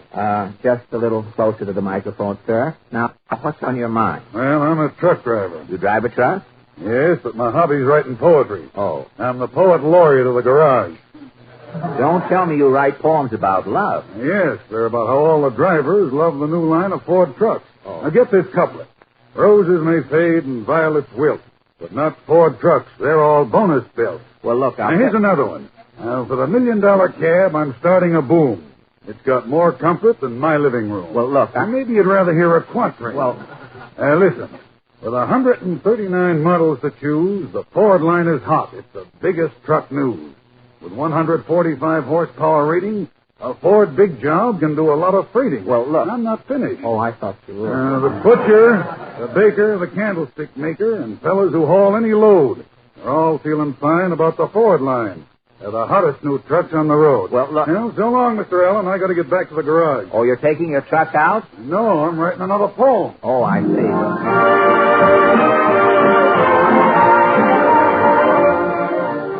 You have just heard a relative or two of I'm My Own Grandpa.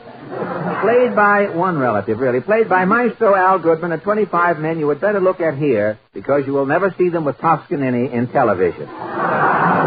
Say, Portland. Yes? Do you know, by chance, any funny stories offhand? Well, I know one about the moron who put his finger in one ear and beckoned to a man out of his other ear. Fine, that's good. That'll help. And the one about the rich kids on Park Avenue. Rich kids? When they have chicken pox, Yeah. they have chicken pox a la king. Well, that's good. I tell you what, you can tell a few of your zinger gags to finish the rest of the program. Not those two. I wouldn't tell those two over, but some other ones. I have to go over and see the Masons. Mr. and Mrs. James Mason? Yes, I have a great idea. I'm putting the Masons on the air in their own program. Will they be Jack Eigen's summer replacement? No, they can't hope to start at the top at first, Portland. I'll tell you what happens later. I'm off to see the Masons.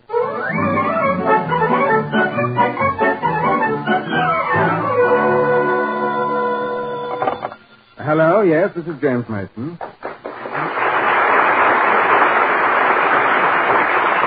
Oh, Mrs. Mason. I'm sorry, it's for you. Thank you.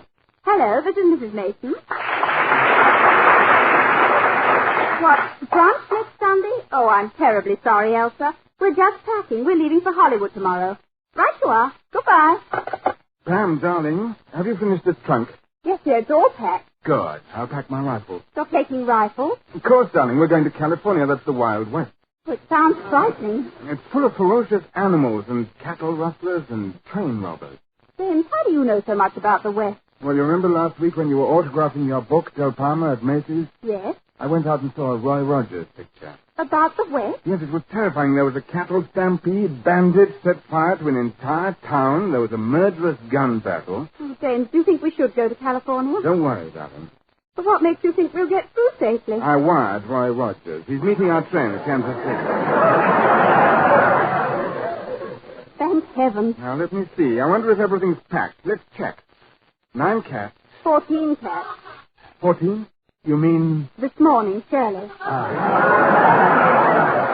Very well, 14 cats. Check. 200 copies of your book, Del Palma. Check. Clothes, boots, lorgnettes, bust of Lloyd George. Check. Tourist guide to Hollywood. Hollywood. Oh, that reminds me. This letter came for you this morning. It's from Ronnie and Benita Coleman. From Ronnie, eh? Let's have a look at it. What does it say? Dear Pamela and James, Benita and I are delighted that you're coming to Hollywood. We've made all arrangements for your stay. Oh, good. You will love California. It is Liverpool with sunshine. Confidentially, as one Englishman to another, the king should have kept this colony and given Canada to the Americans. It sounds divine. California has a wonderful climate. It never rains, but occasionally the fog comes down in shreds. As I'm writing this, it's shredding cats and dogs. I say, shredding cats and dogs, that's rather good. Yes, Ronnie has a rousing sense of humor. I hear they're starting to call Ronnie the British Red Skelton. That is an honor. What do you know? Benita is planning a big party for us. A party? Yeah, it says, Benita has invited Theobald Smith, Sir Cedric Hardwick, and Arthur Preacher for a big mutton barbecue and a few wickets of cricket later. California sounds really exciting. Now, wait, Pam. Ronnie says, I must warn you. Warn us? About what? A man named Jack Benny. Who is Jack Benny? Ronnie says this Jack Benny is the stingiest man in the world. If you locked him in a room with a skunk, Benny would come out with the scent.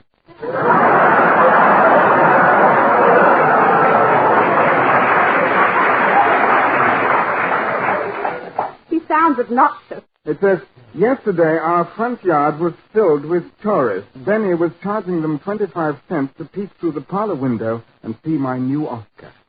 That Jack Benny must be a rotter. It says, Benita joins me in sending her love. Signed, Ronnie. P.S. Watch your cat. Benny makes his own violin string.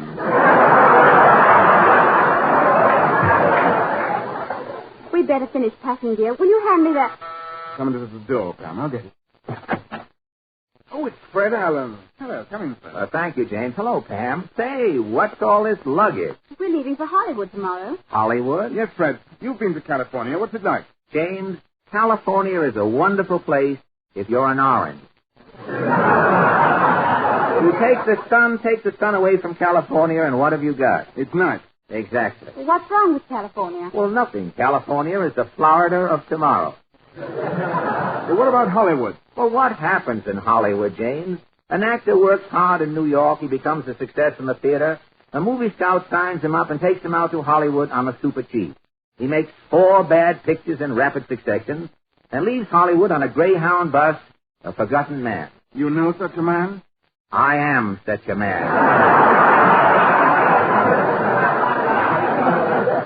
But Ronald Coleman wrote us that Hollywood is wonderful. Yes, Ronnie only warned us about one thing, a chap named Jack Benny. Oh, Jack Benny. Have you met him? Yes, unfortunately. One day on Vine Street, Benny overpowered me and introduced himself. That's the only way he can meet people. He has to overpower them.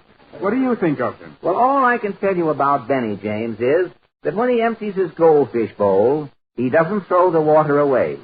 He heats the water, puts croutons in it, and serves it as fish chowder.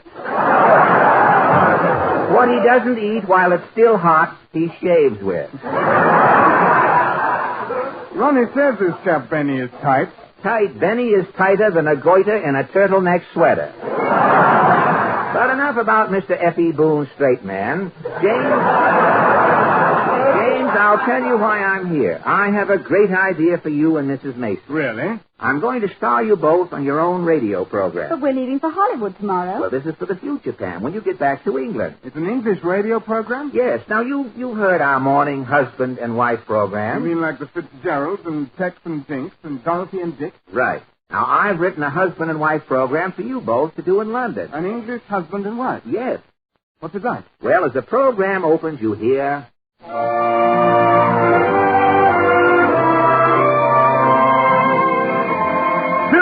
It's 6 a.m., time for England's favorite breakfast couple, Pamela and James. We take you to the quaint little Mason Manor, where they broadcast their quaint little program from their quaint little breakfast nook. And here they are, the quaint little Pamela and James. Good morning, Pamela. Good morning, James. I say, Mrs. Mason, you're looking absolutely top-hole this morning. Thank you. I've never seen you with such an extraordinary glow. Darling, who wouldn't have a glow after sleeping all night under one of Pringle's electric blankets? Pringle's electric blankets give you a 30-day slumber guarantee. Pringle's comes in 3 temperatures, warm, very warm, and calling Dr. Kildare. Remember, Pringle's is the only electric blanket with the built-in fuse box. Moderately priced at only 2 guineas. Darling, will you sort the mail while I set breakfast? Breakfast? Good. What are we having? What's on every stove in England at this hour of the morning? Lady Cavendish's kidneys. Quiet.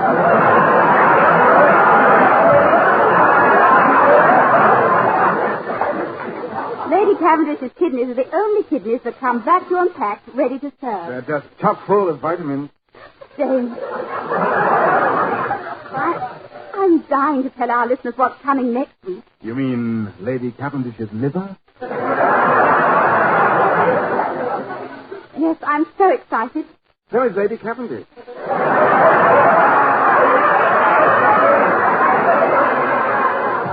Orders are pouring in from all over the Empire. The correct time is now 5 minutes after 6.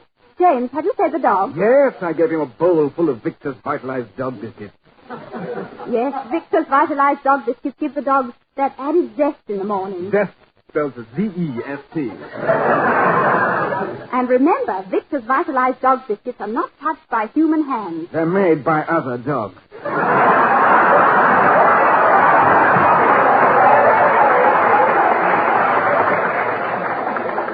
See, darling? Please. I say, wasn't the carriage packed with celebrities last night? Actually crammed. Wasn't Noel a scream when he gave Winston that loaded cigar? I practically choked on my bloater. I don't know where Noel gets his sense of humor. I know where he gets his loaded cigars. Where, darling? Finchley's Fun Shop. Finchley's carries a complete line of amusing tricks for all occasions. False noses, squirting gardenias. Be the life of the party.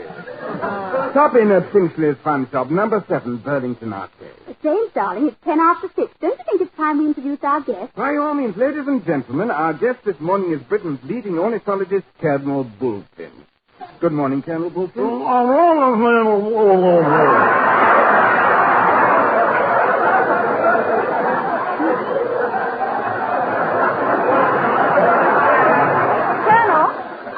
Who have read your new bird book, Two in the Bush, have positively swamped us with questions. I wonder if you'd answer a few. You will? Oh, good. Well, our first letter is signed Bird Lover, Upper Washington. Bird Lover has 2 questions. First, Colonel, what is the habitat of the yellow-bellied sapsucker? Well, I must say that answers Bird Lover's first question. And Dr. Rodney's foot balm answers the second. Yes, Bird Lover. You'll find Dr. Rodney's foot balm a sure cure for athlete's foot. Dr. Rodney's comes in 2 convenient sizes. The handy half-size bottle for individual use. And the 10-gallon vat for soccer team. And now, Colonel, the next question is signed Fellow Traveler Ramsey.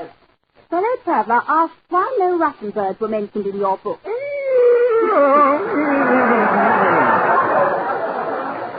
Colonel Bullfinch, that is a crystal clear analysis of the Russian problem. Positively brilliant. I especially enjoyed that comment on the iron curtains. And ladies, when you iron curtains, be sure to use a Bromby mangle. A Bromby mangle cuts wash day in half. It cuts everything in half. Get your Bromby mangle today. Colonel Bullfinch, our next question is from Sir Hubert Hives of Devonshire. Sir Hubert is colorblind. He would like to know how you tell the difference between the red-backed pipit and the white rump pipit.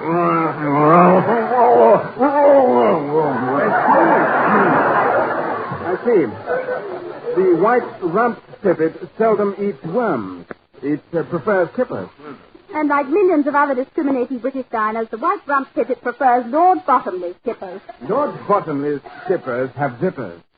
They're the only zipper that you can look into. Lord Bottomley cleans them personally. His half of a mess. Whether you're a white rump pipit or a glutton, you'll enjoy Lord Bottomley's kippers. And now, Colonel, I wonder if you'd tell us how you came to study birds. I understood you were first interested in bees. I'm sorry, Pam. Time's up. Oh, just as the Colonel was getting so interested. Till tomorrow morning at 6, Mr. James and Pamela saying goodbye. Goodbye. Colonel.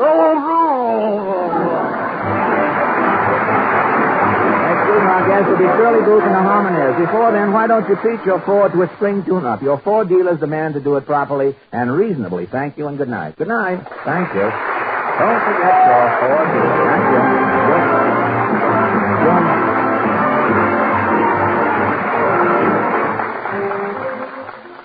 The Fred Allen Show came to you from New York. This is NBC, the national broadcasting company.